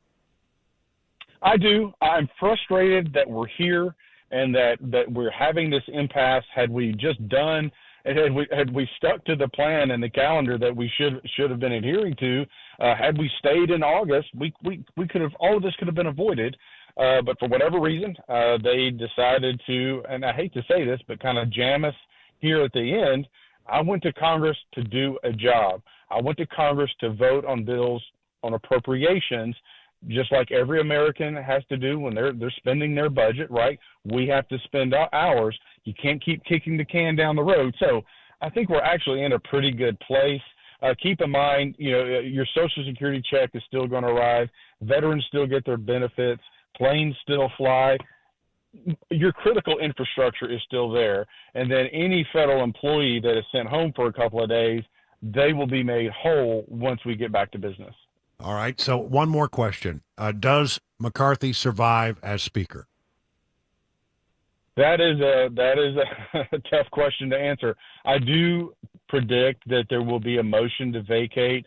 I think there's, and I'll say this, every day that this drags on and we don't start moving these appropriations bills, the likelihood of another speaker fight increases. And I would argue the number of people that want that fight probably increases.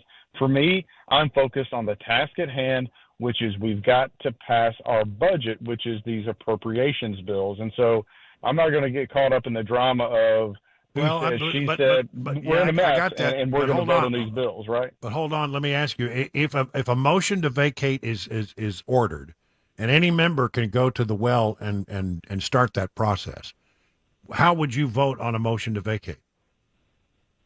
I'm not going to comment on that yet because it hasn't happened, and quite frankly, I hope it's avoided.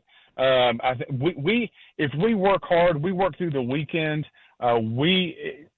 we could probably get this done. That's going to be some long days and some long nights, but that's okay. I'm here to do the job, and I'm going to stay this weekend and work. I'm one of the folks that's in the negotiating room with Chip Roy and Byron Donalds and some of the various Cardinals. We're trying to come up with a solution, and that's my only focus right now. All right. Well, listen, Andy Ogles, Congressman Ogles, I really appreciate you joining us with sort of an update and a snapshot of what's going on there. It's wonky stuff for people who don't know how the Hill operates, but important stuff nonetheless. And I think many people want to know, is there going to be a shutdown? And then I think the second question is, does the speaker survive this? Because there could be a real challenge to his speakership if there's a motion to vacate. I'm not sure he does get the votes he needs to become speaker, and it'll be very interesting to watch. Andy Ogles, thank you for giving us that quick update. All right, Congressman Andy Ogles on the Newsmaker Hotline. Well, I'm not going to have time to get into this other topic that I wanted to do right now. Well, maybe I can. Let's talk a little quickly about what's going on down at the border. Have you seen the pictures on Fox News, etc.? Here is Bill Maloogian commenting on this incredible disaster that is developing down on the border at Eagle Pass, Texas, where thousands and thousands and thousands, maybe some of the worst surges of migrants coming across the border that we've witnessed. It's been exactly 2 years since we saw thousands of Haitians gather under the bridge in Del Rio, Texas. Now we've got thousands of predominantly Venezuelans gathering under the bridge here in Eagle Pass, Texas, after we just witnessed a massive illegal crossing this morning. An enormous line of migrants crossing illegally here into Eagle Pass this morning, predominantly Venezuelans. We were talking to them as they were crossing illegally from Piedras Negras, Mexico, directly into Texas with little to no resistance. Our producer talking to several of them as they came in, they said they arrived on a train in northern Mexico this morning. They walked down to the border and then just got in the water and crossed illegally into Texas. It has been a complete free-for-all out here in Eagle Pass this morning. We have not seen images like this since Del Rio 2 years ago when I was out there with those 15,000 Haitians. Border Patrol sources telling us several thousand illegal immigrants have crossed here in Eagle Pass this morning. They are predominantly single adult men filing into the country, a lot of them waving to our cameras, chanting Venezuela. You can hear a boat going by me right now. That is a Border Patrol boat.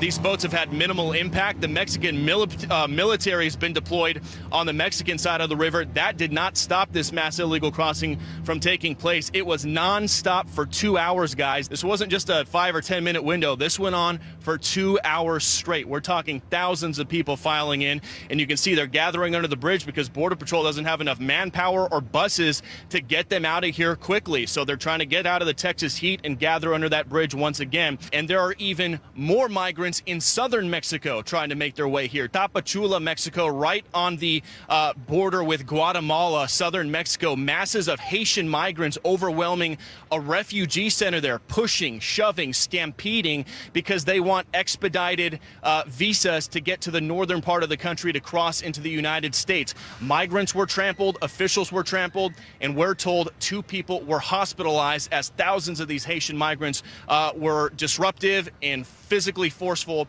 in wanting these visas to get to the U.S.-Mexico border. It's going to take Border Patrol a very long time to process these thousands of migrants, and you can expect many of them are going to be released into the United States because the U.S. and Venezuela really don't have diplomatic relations, and you can't deport somebody if the home country isn't willing to take them back. The numbers have never been worse. We've got thousands of mostly Venezuelans gathering here, a free-for-all here in Eagle Pass. Well, I mean, it's just chaos. It's utter chaos there on the border, and perhaps the worst that he says he's ever seen. And he's been there a lot. He's been there over the last 2 years, and he's witnessed a lot of people. Millions of people have come across the border, and the numbers continue to grow, the situation getting worse, not better. For the White House, it's a real problem because they've got a picture that really, demonstrates the problem there at Eagle Pass. And it was only Bill Maloogian for a long time who was down there covering the issues on the border. But now I note CNN has a correspondent down there, and they're covering it. And today in the White House briefing room, it was the major topic of discussion. And here's how some of that went. This is a president that has taken historic action. on an issue, on a system that has been broken for some time. And so we have taken actions. We have taken multiple actions. But again, this happens. It ebbs and flows. That's what we see at the border for different trends, for different reasons. How many people coming into this country illegally is enough for President Biden then? Say that last one. How many people illegally coming into the United States is enough for President Biden's administration? Enough for what? 5.9 million people have been encountered illegally. I know the numbers, but enough for what? Enough just to stop the flow. As I mentioned, this is a problem that's been around for some time now, for decades, a broken system. Footage yesterday of Border Patrol cutting some of the razor wire that Texas had installed. Governor Abbott has vowed to reinstall it. They have his border czar has pictures of people taking fresh razor wire out to the border to reinstall it. Is there now a federal policy of removing the barriers that Texas is installing? So here's what I'll say. I would have to look into that. I did see those reports yesterday, but as it relates to Governor Abbott, we know what he has done these past couple of years while this president has been in office. He's turned this, when it comes to the border, he's turned this into a political stunt, and that's what he's done over and over again. So what do you call it here at the White House when 10,000 people illegally cross the border in a single day? So what do you call it, Peter, when GOP puts forth wait, no, you can't. I'm answering. Okay, we're going to move You're on. answering a question with a question? Okay. No, we're moving on. Great, moving. please. In the back. Go ahead. You said you were stopping the flow at the border. No. I tried to answer, Peter. Okay. I tried to answer the question. You stopped me. Let's go. That's about as rude a moment in the White House briefing room as I have ever witnessed. Here's the first thing that I would like to say to Karine Jean-Pierre. It's not the job of reporters to answer your questions. It's the job of the press secretary to answer the legitimate questions of the press corps. And Ducey had every right to interrupt her when she answered his question with another question. And it devolved very quickly. She did not want to tangle with Ducey, and she was ready to move on.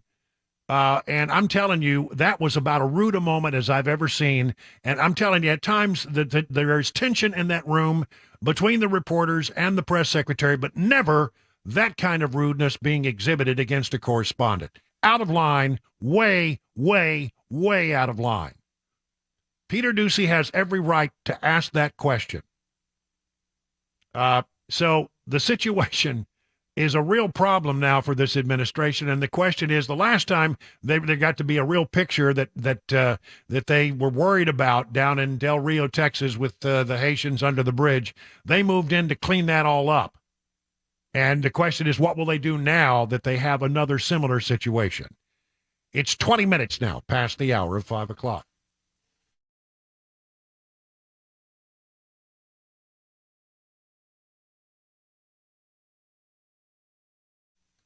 Something awesome is happening at Genesis Diamonds this Friday and Saturday and Sunday. You've been hearing about it. It's big. A 3-day designer engagement ring event showcasing the world's 2 top brands in bridal jewelry, Tacori and Verragio. Tacori from California, Verragio from New York, both here with their entire lines, including all new rings for this special event. You can explore hundreds of exquisite American-made designer rings. Plus, Genesis will have special incentives, zero-interest financing, and up to $5,000 in instant savings. In addition, Genesis has an expanded selection of GIA-certified diamonds for this 3-day event, all sizes, all shapes, rock-bottom prices on the rock that you want. This is the best of the best. Every Tacori ring handcrafted by master artisans with exceptional quality. Every Verragio ring made by hand with unmatched attention to detail.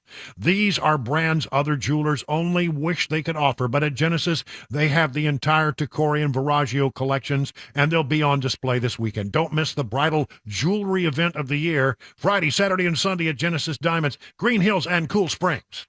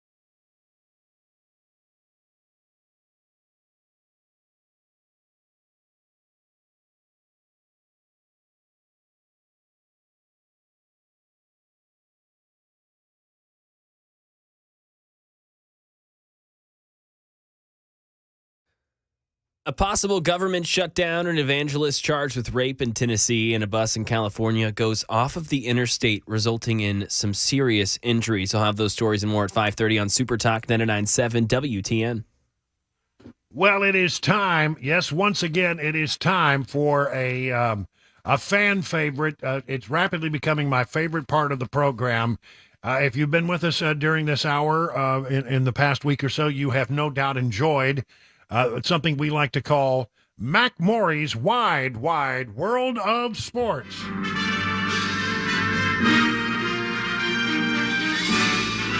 Spanning the globe to bring you the constant variety of sport, the thrill of victory, and the agony of defeat.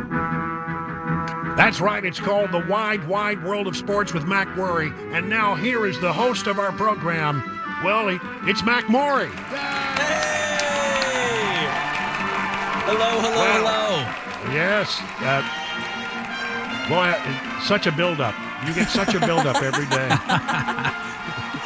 It really hypes me up. It gets me going for these few minutes. So that's right. So Mac, what do you got for us today? What are we going to be talking about? Oh, we got in the music there. Okay, great. What do we got?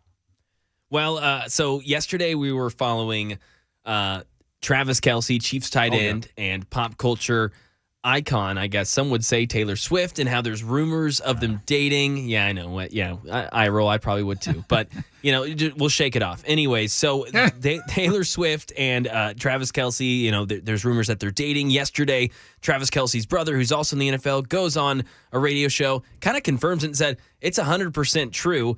And then there's kind of a follow-up today because Travis Kelce goes on a popular show, Pat McAfee's show, and he goes on there, and obviously they're talking about football, and Pat's waiting the whole time. He can't help himself. The end of the interview goes, all right, man, so what's going on here? So let's just play what Travis said today here. I think it was pretty funny. Happening, though? Yeah. You hate that it's happening? No, I mean, it's life, baby. It's life. I threw it out there. I threw the ball in her court. And, I told her, maybe I've seen you rock the stage in Arrowhead. You might have to come see me rock a stage in Arrowhead and see which one's a little more lit. So we'll see what happens in the near future. Dog. Travis! So he was obviously pretty excited and confirmed it again. And so they're not really dating. Exactly. They've talked. I have inside information. Hold on a moment. Yeah. Oh, wow. The Messenger is a gossip site called The Messenger, has an unnamed source who says the following. Swift thinks Kelce is very charming, but she's seeing where things go. She and Travis have hung out twice, and it's nothing serious.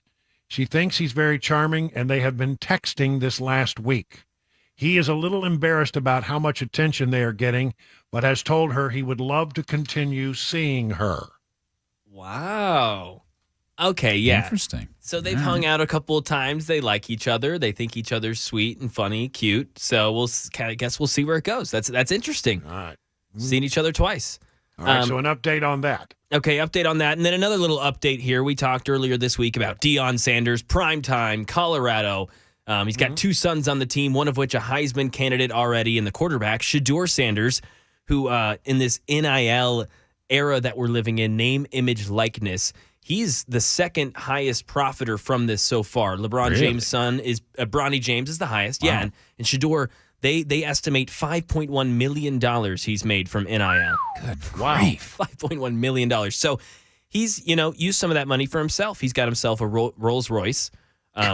Very, very nice car. Yes, exactly. There's videos of him in prime time after the game, rapping to music or whatever in this nice car. And so Tom Brady on his podcast had Deion Sanders on and Shedeur and was talking to him about it. And Tom Brady said, he was kind of critical, but he was also a little bit in jest, but he was still serious. He said, I think he needs to get his butt in the film room and spend as much time in there as possible, less time in that car, more time in that film room. Wow. Yeah. Strong words there from Tom. Well, and by the way, so what did I see a story where Tom Brady was asked the question about whether or not he would consider coming back to perhaps quarterback for the Jets? Yes. And he's saying no. He's saying no. Did he say no, or did he kind of dodge the question? You're right. He did. N-O never came out of his mouth. That's very true. That's exactly right. That's very true. He made a point of to not necessarily say defiantly no. But just real quick, and Shador Sanders was obviously there too, and kind of was sassy, and he said, "I see you have one too, Tom," talking about a Rolls Royce. And Tom was like, "Okay, well, I got a few more bucks in my pocket." But and by the way, he's performed year after year after year after year at the highest level. So shut up is what I would say. All right, guys, and that concludes today's edition of McMaury's Wide World of Sports. Now McMaury puts on his news hat, because it's news time at Super Talk 99.7 WTN.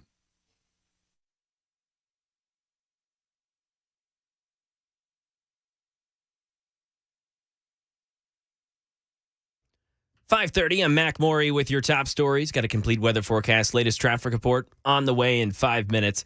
House Minority Leader Hakeem Jeffries slamming House Republicans for paralyzing Congress at his weekly press conference. Him to win. As House Republicans are still unable to move forward with a deal that would keep the government open, House Democratic Leader Hakeem Jeffries is calling on GOP members to come up with an agreement soon for the sake of the American people. We need the extreme MAGA Republicans to get their act together in the civil war that's happening on the Republican side of the aisle. That's paralyzing Congress. Time is running out for the House to pass a deal to avert a shutdown and be considered in the Senate and signed by the president.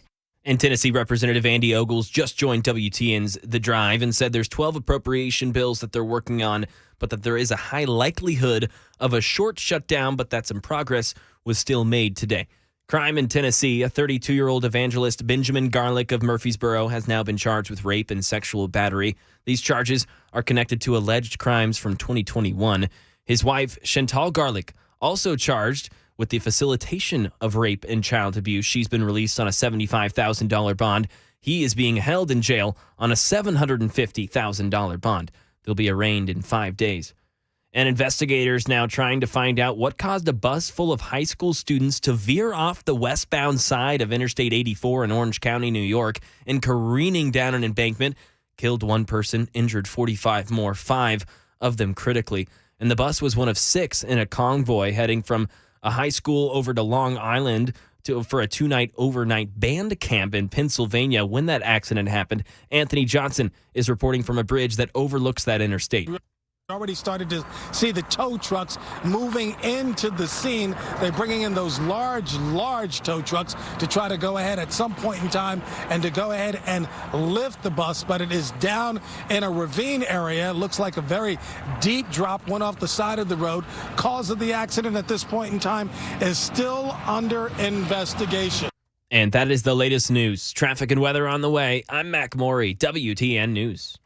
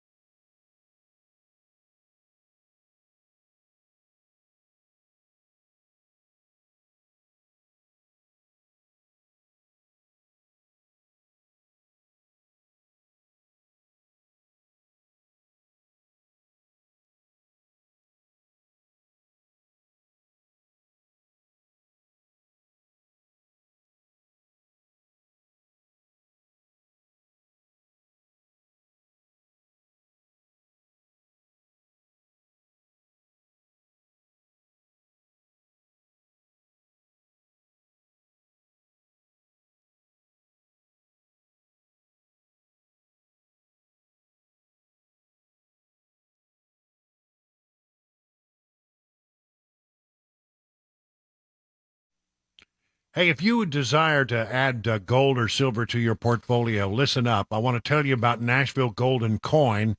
If you're looking to buy real, actual, hold it in your hand, gold, silver, or bullion, let me tell you, this is the place I do business. It's a place I recommend. You'll get honest, friendly customer service, and a real precious metals education. Now, they also specialize in the buying, selling, and appraising of coins. And do you have any idea how much those old coins you have laying around might be worth? I brought in a few silver coins in a shoebox that had been in my sock drawer forever, and it turned out, I couldn't believe it, worth $1,652. So whether you're in the market to purchase precious metals or you just want to find out what those coins in your closet might be worth, schedule a one-on-one consultation today. Go to NashvilleGoldandCoin.com. That's NashvilleGoldandCoin.com.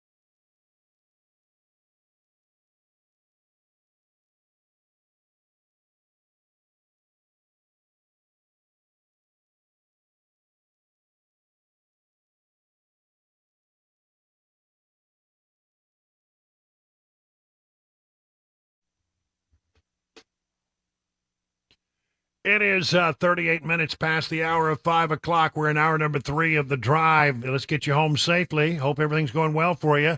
Beautiful day today. Temperatures in the 80s. And I've been looking at the forecast because I got to catch up on some yard work. And I don't see rain for days and days and days. I think you're going to be just fine. Yeah. So we should have a beautiful fall weekend. First day of fall is Saturday. And that's the 23rd. Mm-hmm. And then we got the 28th. We got the harvest or the full corn moon. Corn moon, yeah. It's a super moon. It's not your regular moon. It's a super moon. It's a super corn moon. It's a super corn moon. Yeah. And what that basically means is it's the last super moon of the year. We've had 4. This will be the 4th one. And 3 before it. And so will it be the superest of the super moons? I don't think so. But it's going to be a good one. And, and so I think you have to get up at like 3 o'clock to find 3 o'clock in the morning to hit the peak moment of moonness.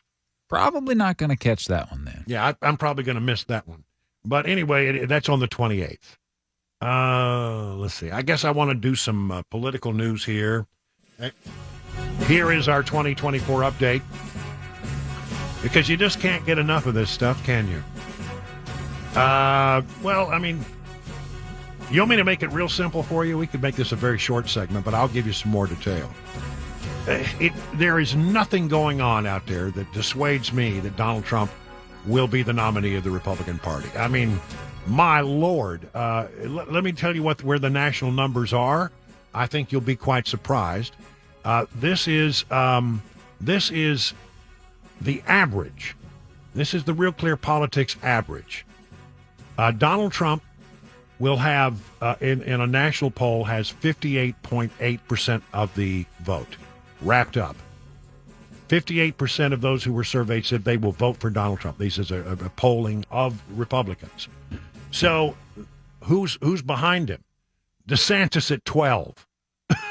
I mean, no disrespect, but I mean, it's a long way to go from 12 to 58. You got to make up, 46.3 points is what you got to make up. And I don't see anybody doing that. Well, people say, well, that's a national poll. It doesn't mean anything. Brian, let's talk about, where we are in Iowa. Well, Trump 46, DeSantis 15. So what is that? 31 points you got to make up? I think that's right. Haley 11, Ramaswamy 7, Scott 7, Christie 3. In South Carolina, Trump 46, Haley, who's from South Carolina, 18, number 2 position, but still a long way to go to catch Trump at 46. DeSantis 10, Scott 9, Christie 4, Ramaswamy 5, Pence 4, Hutchison 1. There is an interesting development in New Hampshire. Trump 42, but guess who's in second place in New Hampshire? It's the only place he's showing any strength whatsoever, and it's not much strength, but it's some strength. Chris Christie. Yeah, well, okay. DeSantis, he comes in at 10. 42 Trump, Christie 10, DeSantis 8. Haley 14. So that means DeSantis is in third place right now in New Hampshire. Ramaswamy 5, Scott 5, Burgum 4, Pence 1, and Hutchison 1. So that, it's Trump's to lose at this point. Here's a story about that, Daily Wire. Former President Donald Trump's massive lead in the Republican primary has grown even larger, according to the Real Clear Politics polling average. Trump, who has enjoyed a lead in the polls since announcing his candidacy, is currently sitting at 58.8 in the national RCP average, a new high for the former president as he faces a crowded field of GOP challengers. Trump leads his closest challenger by, who sits at 12.5 by nearly 50 points. That's right. That's DeSantis at 12.5. Those trailing behind Trump and DeSantis are Vivek Ramaswamy, former South Carolina Governor Nikki Haley, former Vice President Mike Pence, former New Jersey Governor Chris Christie. This is national numbers. Tim Scott of South Carolina, and Burgum. So, I mean, everything says Trump is the guy. He's the Teflon Don is what he is. And no matter what the Democrats throw at him, no matter what happens to Donald Trump, every time he takes a hit, another charge leveled against him or another case brought, it doesn't matter. His numbers just go up. And so he is the guy who is likely going to be the Republican nominee. I don't even know why they're doing the debate next week. Why would you have, and Donald Trump's not going to be there, so why would you have a debate? And Donald Trump is right not to go there. When you're that far ahead, you don't go in there and have, people throw rocks at you. You stay on the outside and you stay above the fray. And I again, we're going to have all of these candidates gathering for the Fox Business debate in California, and it doesn't matter. It really just doesn't matter. It'll be interesting to watch, I guess, but it won't matter. On the Democrat side of the equation, look, I mean, I don't know what's going to happen. If you look at the numbers, the only numbers that are out there are Biden leading handily. Let's see, Biden 57, Kennedy 25, RFK Jr., and Williamson 3. Biden leads by 32 points. I feel about the Democrats that support for Joe Biden is a mile wide and an inch deep. I really feel that way, and I think that Democrats would be very happy to glom on to any other candidate should one really emerge. Everybody, I know that a lot of people on our side of the equation really like RFK Jr., but I don't see him as a serious contender for the Democrat nomination at all. And so the question is, could somebody emerge, and who would that person be? I can't tell you. I believe Joe Biden will not be the nominee. However, if you ask me to tell you how that happens, I can't. I just know this, that the power brokers of the Democrat Party are not going to nominate a man who is going to lose to Donald Trump. And increasingly, it seems that that would be the case. The other thing that you got to think about is the third-party candidacy. No labels. There's a poll, and I talk about it all the time. There's a poll out there that said if there was a viable third-party candidacy, that it could get as much as 38% of the vote. Who would be that 38%?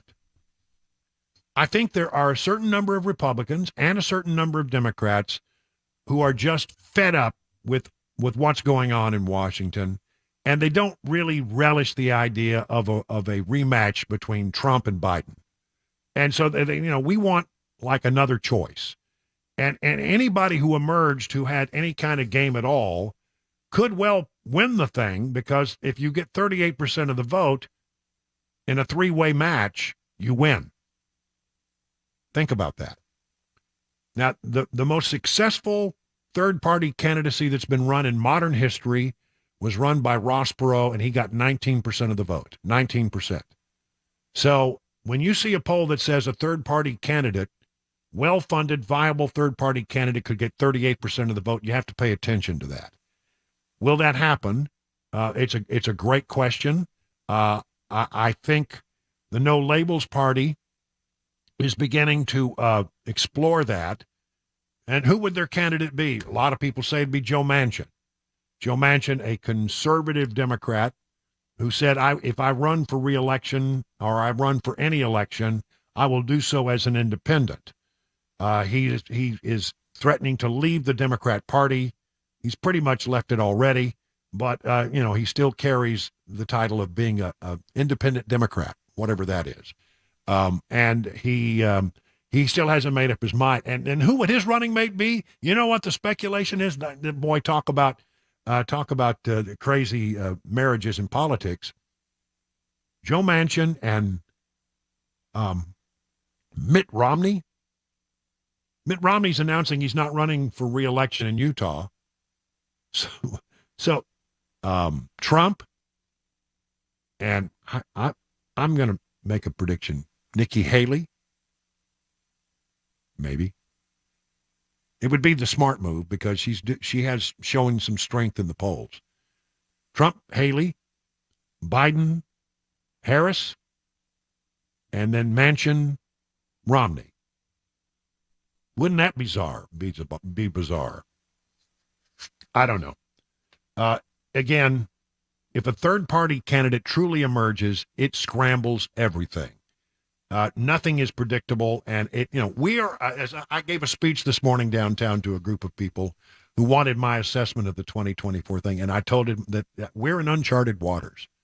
Really, we've never faced an election cycle where the Republican has 91 indictments against him.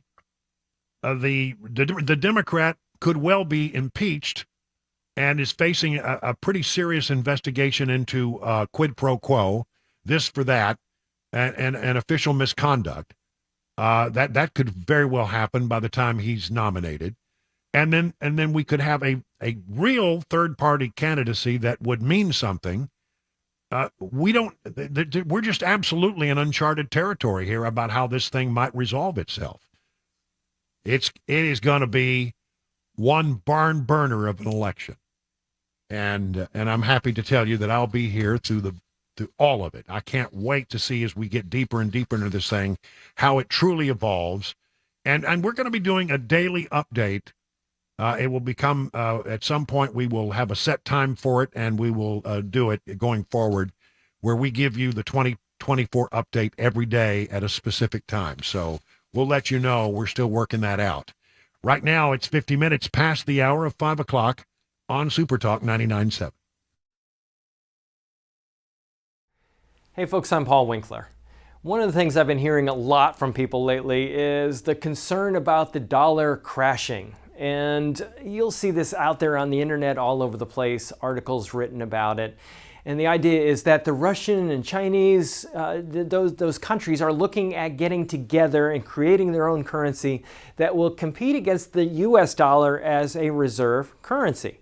Now, for many, many decades, there have been other currencies that have been trying to vie for that status. And there's a possibility that you're going to have some that are going to encroach on that a little bit. But is it that big of a thing to worry about? Well, number one, last year, the Chinese currency made up very little of any kind of world trade, number one. But what is it that's really going on underneath the surface? A lot of it is trying to sell you newsletters and investments that you probably ought to stay away from. For example, one of the things I see is, well, you ought to buy gold because the dollar's going to crash.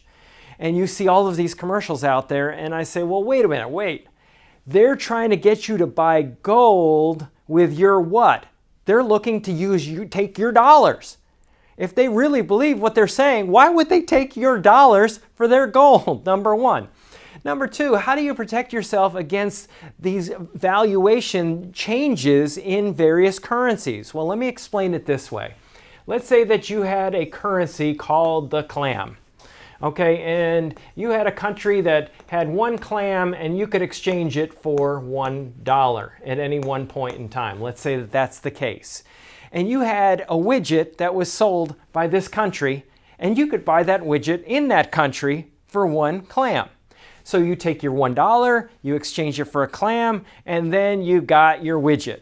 Now, what if the dollar weakens? Well, what happens now, this clam is the same, right? Nothing different here. It's the same deal. But instead of $1, now it takes $2 to get the clam. Now, what happened? Your widget just doubled in price from your perspective as an American. Well, how do we use this to our advantage? As an investor, we want to make sure that we don't just myopically only focus on U.S. stocks. And that's a big mistake investors made from 2000 through 2010 and other periods in history, in the 1970s, the late 1980s, and so on and so forth. What we want to do is we want to make sure that we have good international diversification, because if the dollar weakens, then those international investments go up in value. So it's very, very important to know how globally diversified you really are as an investor. You want to learn more? Call us up for a free 15-minute consultation at paulwinkler.com, paulwinkler.com, and we'll walk you through what we do and see if we can be of help to you, the investor out there that is so often being sold things that they really don't need to be buying.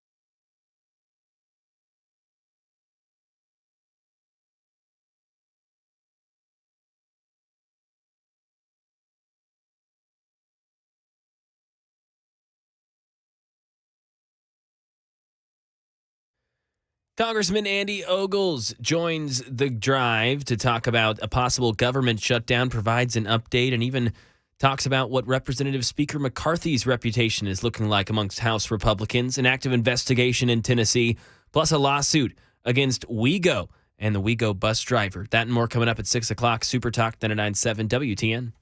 It is 56 minutes now past the hour of 5 o'clock. You're listening to The Drive. A special programming announcement. I'm very excited about this because, we are the program that often tells you that we believe that, if you look hard enough, you'll find that the truth is out there. I didn't know if you'd get it up in time. I was Tried to watching sneak you. it by me. You weren't ready. I didn't give you a warning. And so to that end, we want to know, what are the UFOs and the UAPs? What are they really all about? And there are certainly some things that the military says is of concern to them. If they can't explain it. Well, on Capitol Hill, there's a guy who is leading the probe to try to get those answers. He's named Tim Burchett. He's a Tennessee congressman, and he will join us next Tuesday at 4:35 to have a conversation about UFOs and UAPs. And I think it's going to be fascinating radio. I hope you'll make a note to join us next Tuesday, 4:35. Congressman Tim Burchett on Can We Determine What Really Is Going On Out There? 57 minutes now past the hour of 5 o'clock on Super Talk 99.7 WTN. All right, let me tell you about Rhino Shield. Maybe you're thinking, before the weather turns too cold, you might want to put a coat of paint on the house. Well, I'm going to ask you not to do that. I mean, I'm telling you, paint, okay, it'll look good for a little while, but then your paint's going to do what paint does. It's going to crack, it's going to chip, it's going to peel. And before long, you'll have to paint again. But if you Rhino Shield your house, then you'd really have something. Rhino Shield is not paint. It's 10 times thicker than paint. It's infused with special 3M ingredients, billions of microspheres that allow the coating to expand and contract. And that's why they offer a 25-year warranty against cracking, chipping, and peeling. Clay Morris and the folks of Rhino Shield of Nashville have a great reputation. They care deeply about doing quality work. Amanda wrote, "My home turned out beautifully." Joan said the work was outstanding, the quality top of the line. My friends, the Garretts, had the folks at Rhino Shield come out and paint their country home. It's more than 100 years old. They're so thrilled. They have a couple of other projects lined up after that. So if this sounds like something you'd be interested in, why don't you give Clay Morris a call at 615-474-1729. That's 615-474-1729. Learn more at rhinoshieldnashville.com.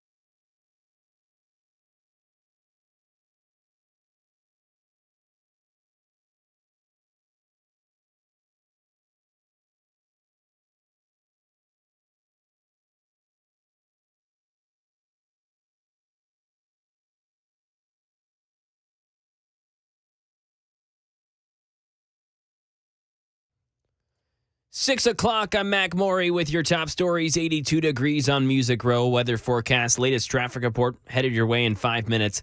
House Republicans still struggling to reach a deal amongst each other to avoid a government shutdown. Tennessee Representative Andy Ogles gave an update on WTN's The Drive. So today what happened, after the DOD bill went down, a few of us started a process of a member-led initiative. So we have what's affectionately called as a five family. So that's the five factions within the Republican conference that we would get together and we would figure out a path forward. And so that's what we're doing. And quite frankly, we're close to getting to a point where we can start voting on these appropriations bills, including DOD. Ogles also said that at this point, during the votes of the appropriation bills, of which there are 12, with 2 still stuck in committee, that there's a high likelihood of a short shutdown. He also said that he's still in support of Speaker Kevin McCarthy, but is frustrated with where they're at right now. He did predict that there will be a motion to vacate the speaker's seat and that he's unsure if McCarthy will stay in that position. He also said he's unsure of which way he'd vote right now if there was a motion to vacate McCarthy's seat. An active investigation in Tennessee. Metro Police looking for a man after 2 boys were injured in a shooting on September 11th after they got off of a school bus.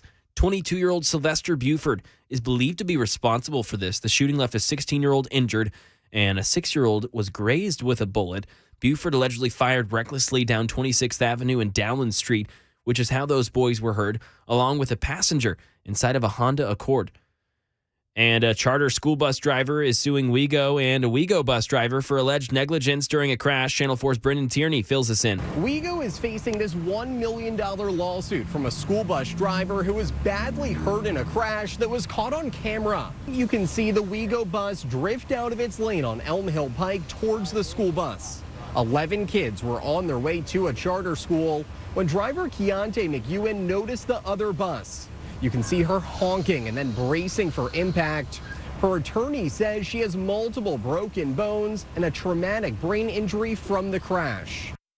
And McEwen claims in that lawsuit that WeGo is responsible for not properly training that driver.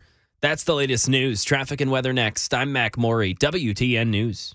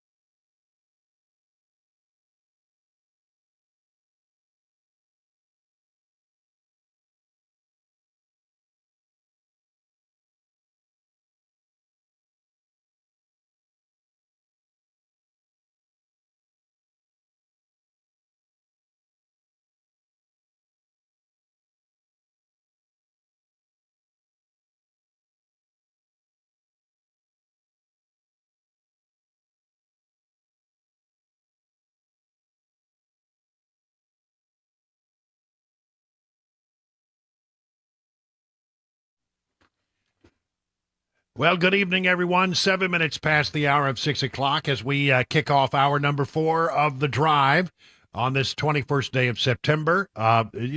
Beautiful fall evening. I love it when, we have a nice day outside, and then as the evening comes along, there's just a sort of a little cooler feel to the air.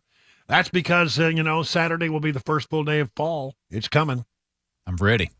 I'm ready. It's my favorite time of the year. Me It really too. is. Let me say that in many ways it's my favorite time of the year. There is one thing that is the bane of my existence in the fall, since I now own a piece of property with many trees on it. Is that you got to do something with all the leaves. That's the challenge. It is a challenge. It is, and the challenge is real. My major goal is trying to keep leaves out of the pool. Yeah. Good luck with that. It's an impossible task. I mean, I could go out there every half hour on the half hour and take leaves out of the pool. Yeah. It's amazing because, like, in my backyard, like on my patio, I'll find these giant poplar leaves every once in a while. I don't even know where a poplar tree is. I can't see one from my backyard.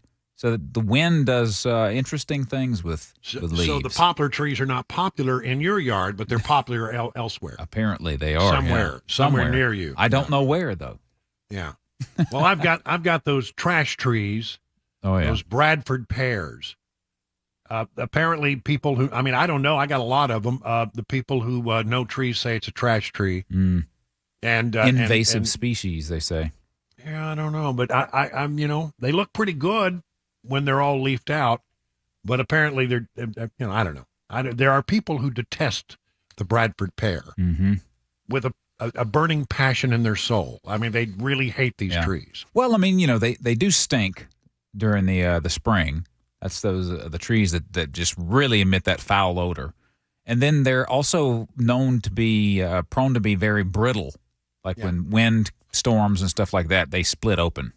I have seen that. Yeah. So, all right. Well, I didn't really intend to get into a long conversation about leaves and trees, but nonetheless, I want to talk about economic news. The thing that we got to watch right now, and the thing that is going to be the driver of a new round of inflation, and inflation leads to them having to raise interest rates even more, because that's the only tool the Fed has to try to bring inflation under control, is to raise interest rates. None of these things are good, but here's where we are. Rising oil prices are causing pain at the pump. According to USA Today, oil prices have climbed 30% since the start of July, which has raised new concerns about how they might ripple through the consumer's pockets, the Federal Reserve's interest rate policy, and the trajectory of inflation. This is exactly what I've been saying for days now, which turned up in August because of a 10.6% increase in gas. Higher gas and grocery prices appeared to be weighing on Americans. Energy prices also remain a concern for the Federal Reserve Policymaking Committee, whose interest rate increases since March of 22 have attempted to tame prices for everything we buy. Energy prices being up can affect spending, said Fed Chair Jerome Powell Wednesday afternoon, after the Fed left interest rates unchanged. But they did sort of send the word that we'll probably have one more interest rate hike before the end of the year. Unleaded gas prices are up nationwide, nearly 20%, $3.88 since the start of the year, according to AAA, but they're still more than $1 a gallon below last year's $5 peak in mid-June. See, I think we could potentially be headed for $5 a gallon gas. Take it from an old boy who grew up in the West Texas oil fields. I think when the price of oil gets around $100 a barrel, and that's where they say it's headed, you're going to see $5 gas. It's just going to happen. Diesel prices are down about 2% this year. All right, why are gas prices rising? That's a great question. Prices at the pump have closely followed changes in oil supply. Gas prices typically increase as the oil supply declines, and that happens when oil production is reduced or there are delays at refineries or at along gas pipelines. So far, what U.S. consumers are paying at the pump hasn't fully matched this summer's run-up in oil prices, but pump prices appear to be defying the odds for the moment, But I don't think that it's an uneasy balancing act that may last until we get beyond hurricane season, which runs through what, November? Factors playing a role in rising oil. This is a good piece. Saudi Arabia and Russia have further cut their crude oil production, which helped push prices per barrel back over $90. The state-run Saudi press agency said the country will be watching how oil prices move in the week ahead, and they could potentially cut future production targets. So the Russians have cut the amount of oil they're putting into the worldwide market. The Saudis are doing the same thing. You know, the one immutable law of supply and demand is this. When there's not much of something, it generally costs more. When there's a lot of something, it usually costs less. And with the oil supplies getting tight on the world market, that means the price of oil goes up. When the price of oil goes up, the price of gasoline and diesel goes up. And when the price of gasoline and diesel goes up, inflation goes up because it costs more to deliver everything to market. The summer's extreme heat made it harder for refineries to produce enough gasoline to meet demand and push pump prices higher. I hadn't heard that one. The highest prices in the USA. According to Gas Buddy, don't we all wish we had a Gas Buddy? The average price of gasoline throughout the country increased for the second consecutive week, up 4.6 cents from a week ago to $3.88 per gallon on Monday. Los Angeles has the highest price for unleaded, $6.07 a gallon. $6 a gallon in L.A., while Albany, Georgia has the lowest at $3.19 a gallon. I wonder why Albany, Georgia, of all places, would have the lowest gas prices. I don't know. I used to live near Albany, Georgia, and wouldn't want to go there to get gas. Okay, so I know because you're so efficient that you have the Tennessee gas prices ready for me. Yeah, Tennessee currently statewide we are at $3.41 a gallon, which is actually down 3 cents from a week ago. Interestingly enough. I think I watch that pump price. I think we'll see the little Biden stickers come back. Oh yeah, I did that.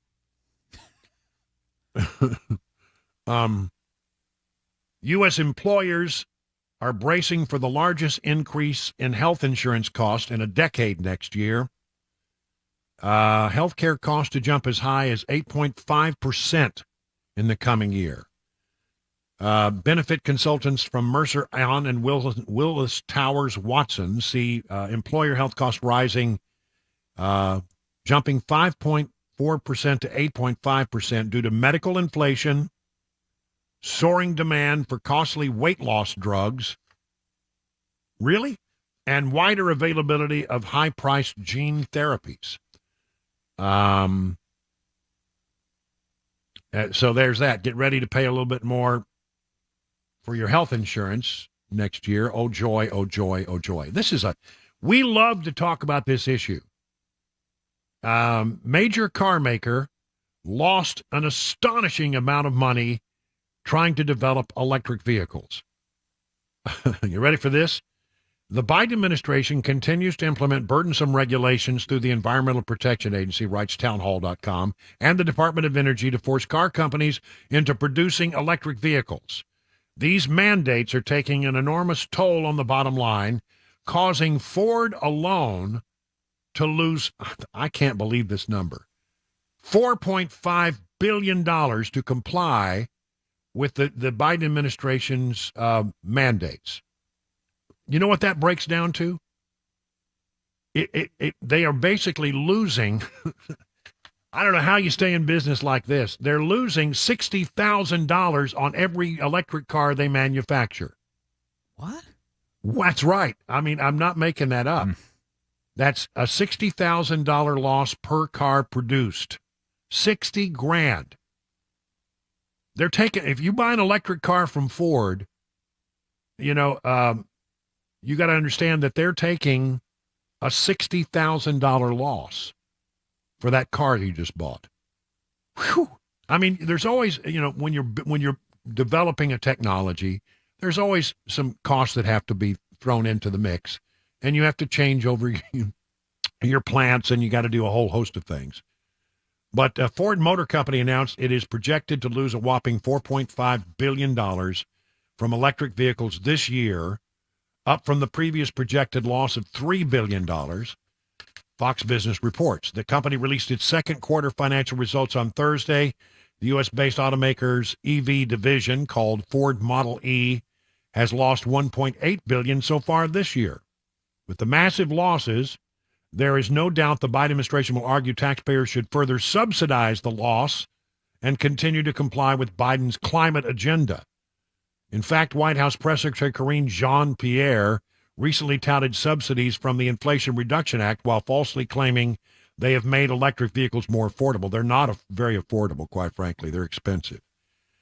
Meanwhile, the ongoing United Auto Workers strike against Ford, General Motors, and what used to be Chrysler could further cripple the economy. It's also the result of Biden's forced transition to electric vehicles. The UAW does not like electric cars. The American public doesn't like electric cars. Ford is losing money like you cannot believe. They're bleeding money to build electric cars that nobody wants, but that the Biden administration is mandating. This is an astonishing situation. I believe that Ford and I think the other automakers are going to eventually come to the realization that America doesn't want the car, and that their best opportunity to sell something that is fuel efficient, that can meet emission standards that are placed on them by the Green New Deal folks in the Biden administration, will be the hybrid. It's the only option that they can potentially sell to people. I mean, the hybrid answers a lot of questions. The Biden administration wants purely electric vehicles, but we don't have a grid that can support it. It's bad for a lot of reasons, and people don't want them. I mean, it's great if you drive to and from work and that's all you're going to be doing. Drive to the grocery store. If that's what you need a car for, then an electric vehicle will do just fine. But if you're going to do a trip, if you're going to make a long-term investment, you don't want to have a car that could potentially not get you there. And so I think that the hybrid is probably where we're going to land. And they're going to have to be some renegotiations with the Biden administration. But I think Ford wants to do hybrid in a bigger way. That seems to be what I'm reading between the lines when you read the comments of Jim Farley, the CEO of Ford. And I think that, Toyota wants to do that. And here's my bigger question for people in the state of Tennessee. Listen to me. It's an important question, and you need to answer it.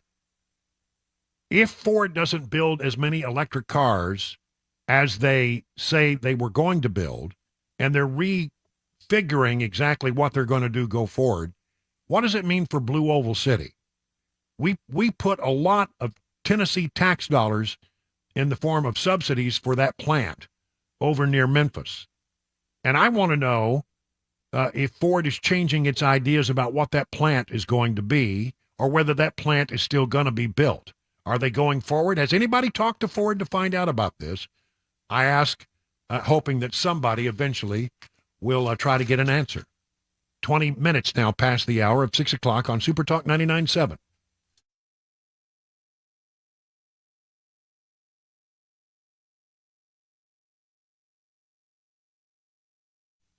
Stinky, stinky, stinky. Is that what it was like the last time you were in an auto repair shop?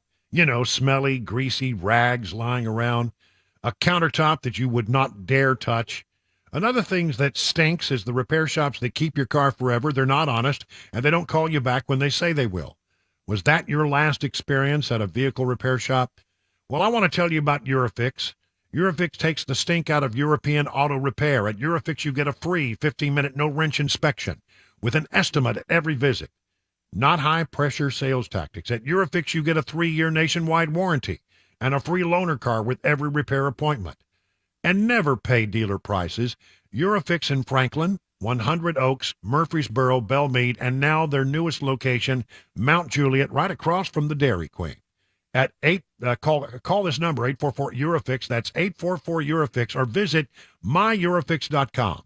That's myyurofix.com, and tell them Your friend and radio buddy, Brian Wilson, sent you.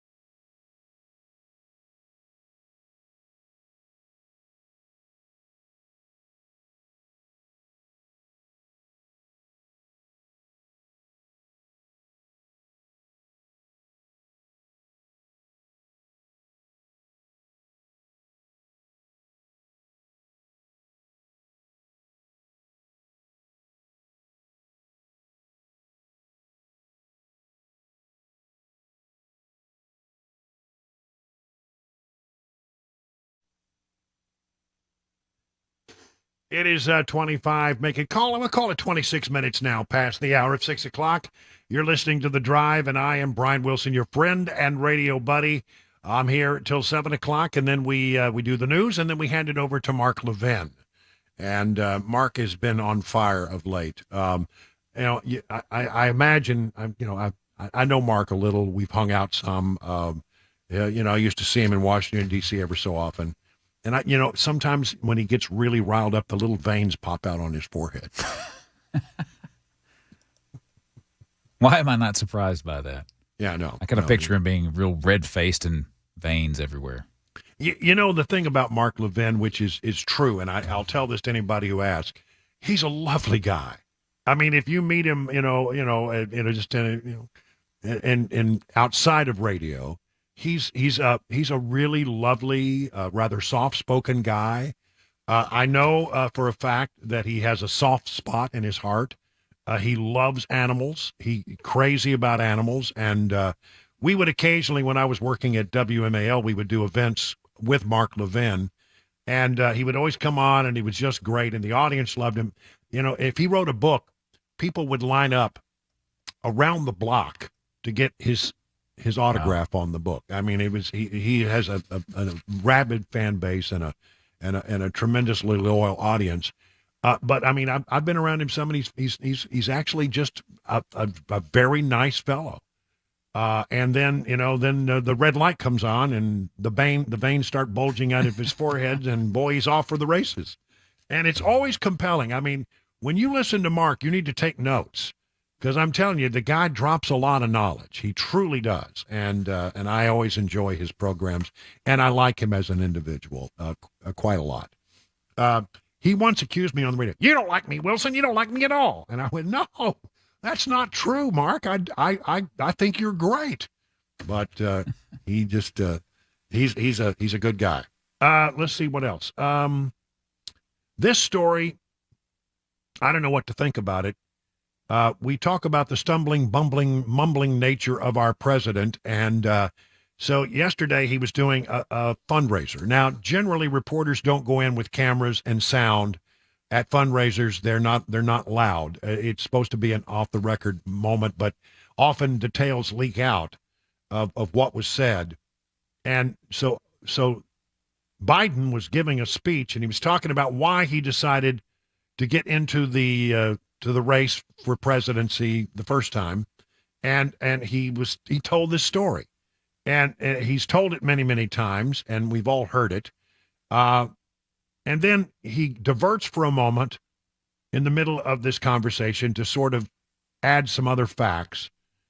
And about 3 or 4 minutes later, he comes back and repeats the story that he had already told word for word, as if he did not remember that he just told the story.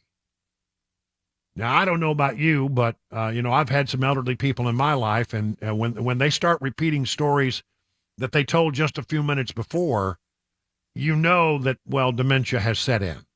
And Grandpa did this in front of everybody. I'm sure the people in the audience were saying, but you just, Mr. President, you just told us that story. It is scary that this man is our president of the United States. Man, oh man, oh man. It is 6:30 now on Super Talk 99.7 WTN.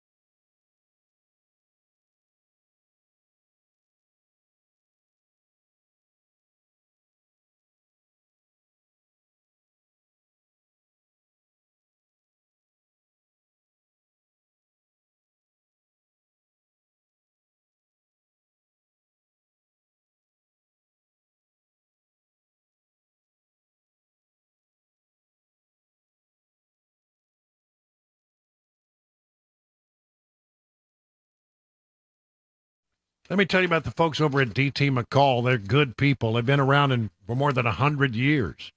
Now, I don't think that you get to be in business for 100 years unless you have a good reputation for treating people right. And I think that they do treat people right.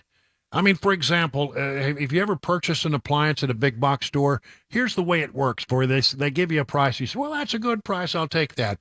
And then they come back to you after they've got you to commit, and they say, well, do you want it delivered? Well, of course I want it delivered. Well, that's going to be extra. Do you want it set up? Yes, I would like the new thing to be set up. Okay, well, that's going to be. Do you need the cords and the hoses that go with this thing? Yeah, I do. Well, that'll be extra. And what about the haul away of the old thing? Do you need us to carry it away? Yes. Well, that'll be extra too. And then you'll find out that price that you thought was a good price really wasn't a good price. TT McCalls, they don't play that game. They don't play that game at all. They give you an honest price. It'll be a good price. And then they don't charge you anything extra for delivery or setup or haul away or the cords and hoses that you need to make the thing work. That's the kind of people they are. Listen, they also have a reputation for doing everything they can to sell products made and manufactured in Tennessee. The idea here is to keep dollars local, and that's what you want, right? A local company, 5 convenient locations. Learn more about DT McCalls by going to their website, dtmccalls.com.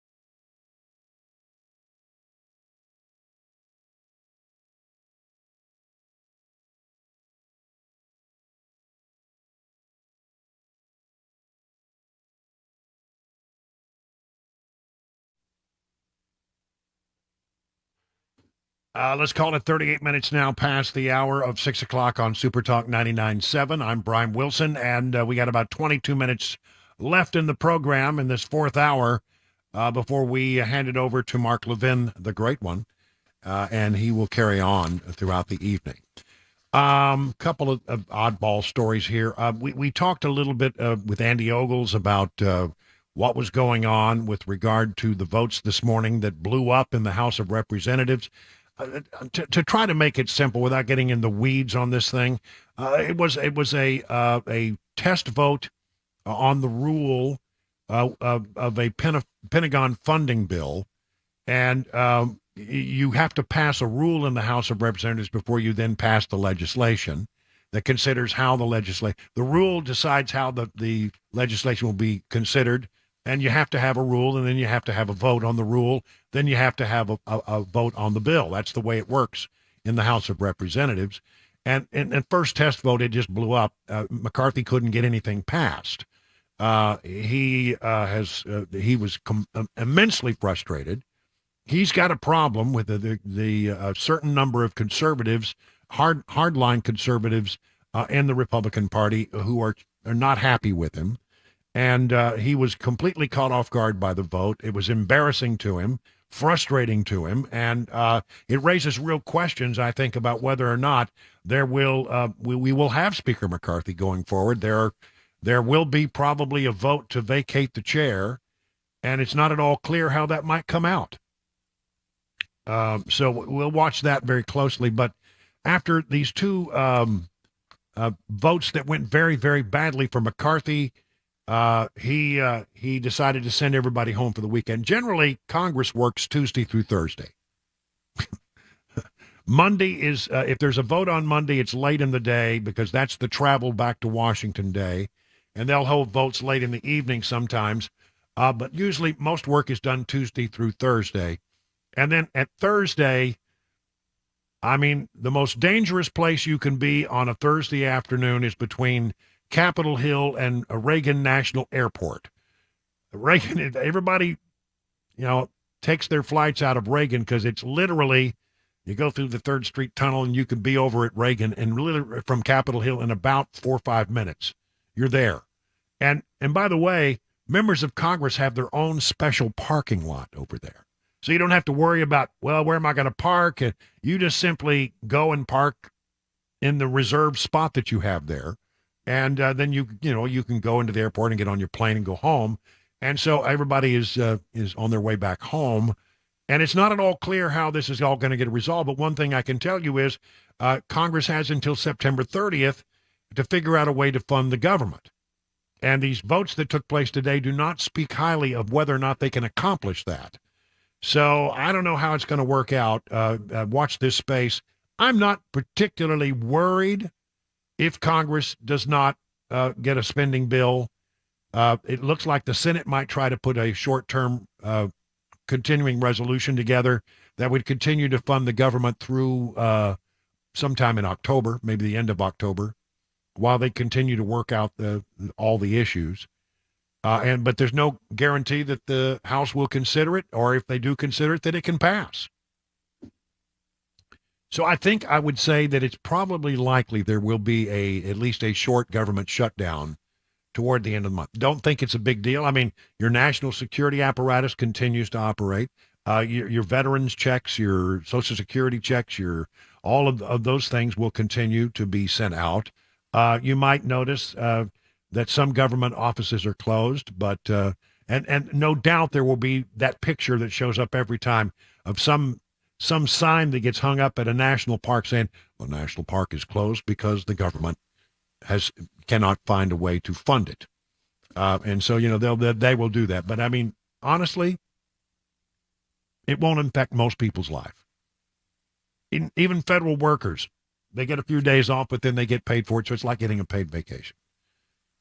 They will be made whole eventually. So get ready for that. And again, how this all gets resolved, it takes a smarter man than me to try to figure it out. And I don't have any idea, but eventually they always do. They come up with some kind of solution. Just give them time. So we're watching that one very closely. I wanted to spend the last few moments that I have here to pay tribute to a man who made a major announcement today. 92-year-old Rupert Murdoch said that he is stepping down as chairman of the board of both Fox Corp and News Corp. Now, Fox Corp and News Corp, that's basically, as I understand it, the Fox Entertainment Division, which is 20th Century Fox Movies and the Fox Television Entertainment Network.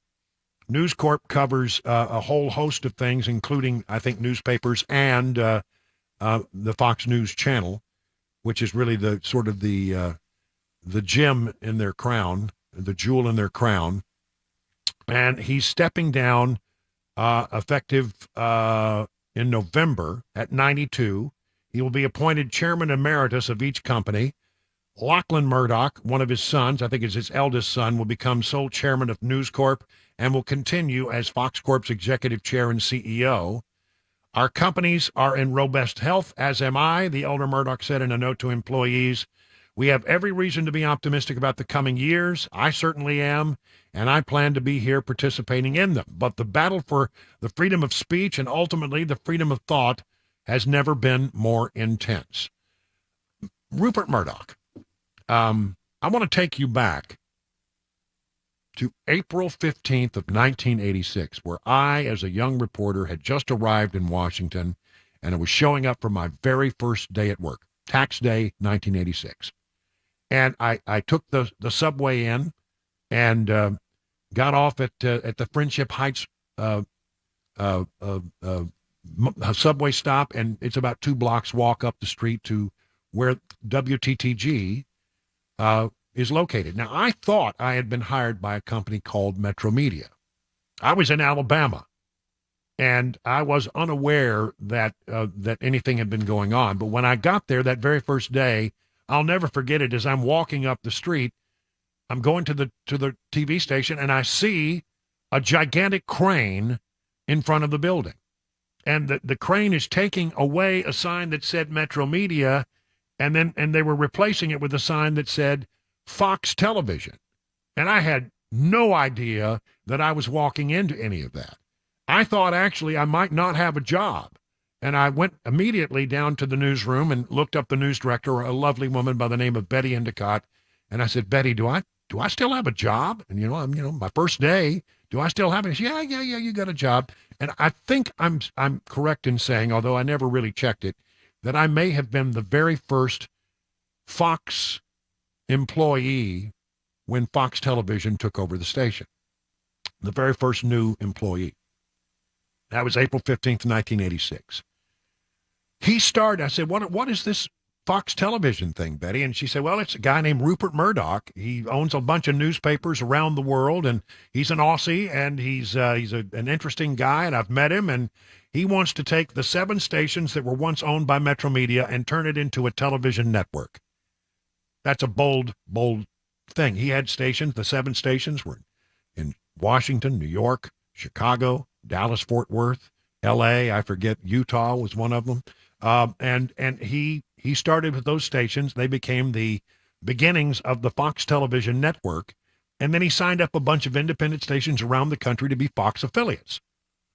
And they started with 1 night of programming a week, a little program called The Tracy Ullman Show. And there was a segment within the Tracy Ullman comedy show where they had this cartoon called The Simpsons, which went on to be, its own independent cartoon. That's something that started back in I think in about 86, that continues to this day as the longest running comedy show on television. And then he added another night of entertainment, things like, Beverly Hills 90210. And then he added another night and another night and another, Married with Children and all of that, until he had a full week's worth of entertainment. And they went after the big 3, ABC, CBS, and NBC. It had been tried before, and many people had failed. He succeeded. It became a big deal for Fox when they got the NFL contract and started broadcasting games. And the next thing you know, Fox is probably the strongest of the 4 today, probably the strongest of the 4. They do very well. And it was all because of the vision of this man, Rupert Murdoch, who decided that he was going to do it. I mean, there were times, I will tell you as an employee of WTTG before I went to the Fox News Channel, there were times where we were told that there just wasn't any money. It got really thin for a few years.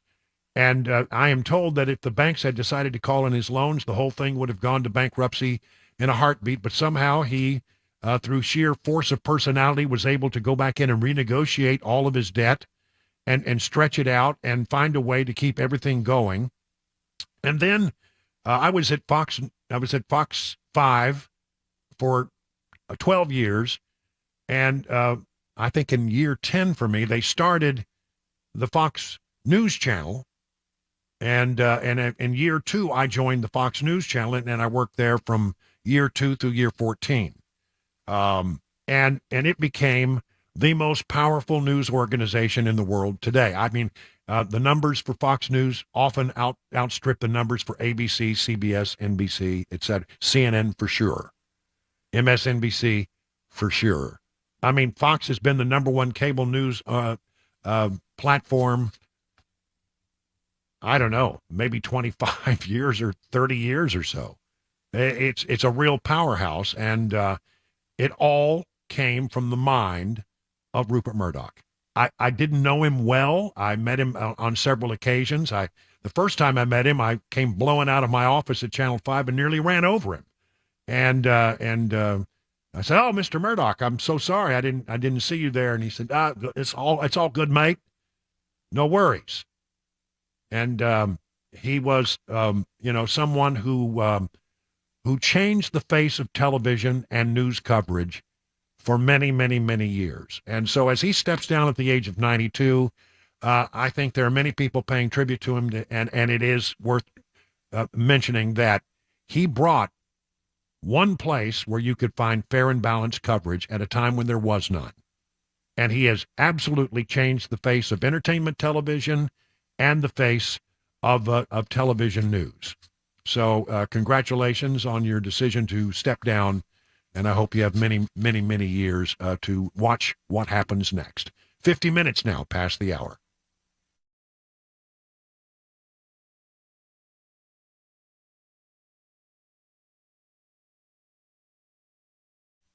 Let me share something very important. The Wellness Institute of Nashville. You know, we talk about it's the place to go if you have pain in your back and your legs, your necks, your arms. And if you do, they have many, many therapies that can help you with all that. And if you want to feel better quick, you should just start with a phone call to 615-246-5009. Set up your appointment, begin the process. Dr. Kevin Mitchell will give you an analysis and give you his best guidance and set up a plan for you to feel better. And that's what you want to do. You want to feel better. But I also want to share something that's very important to Dr. Kevin Mitchell, a way to show your patriotism through the flying of the grand old flag. The Wellness Institute of Nashville is putting American flags back in our cities and towns with something called the Patriot Way Project. And already, the Wellness Institute is responsible for flying about 75 brand new flags. You can donate at patriotwayproject.com. That's patriotwayproject.com.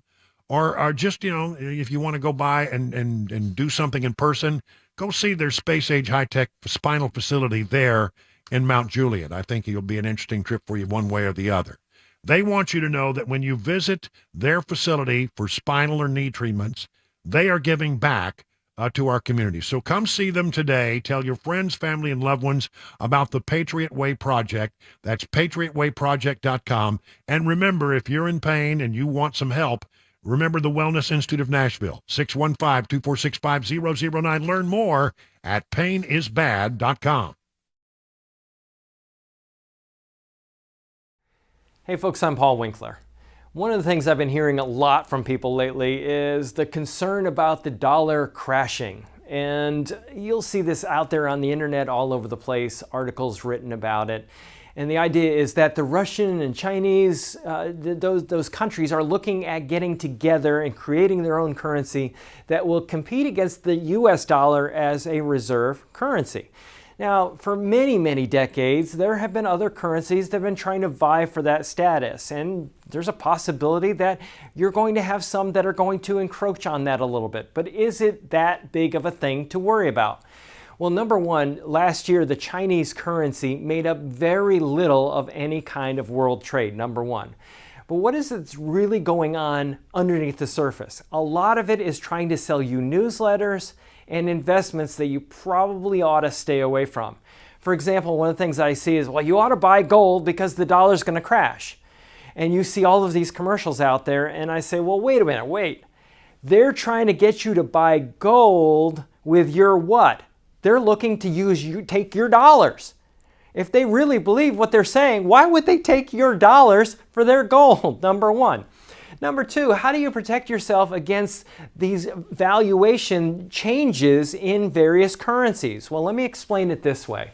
Let's say that you had a currency called the clam. Okay, and you had a country that had one clam and you could exchange it for $1 at any one point in time. Let's say that that's the case. And you had a widget that was sold by this country, and you could buy that widget in that country for one clam.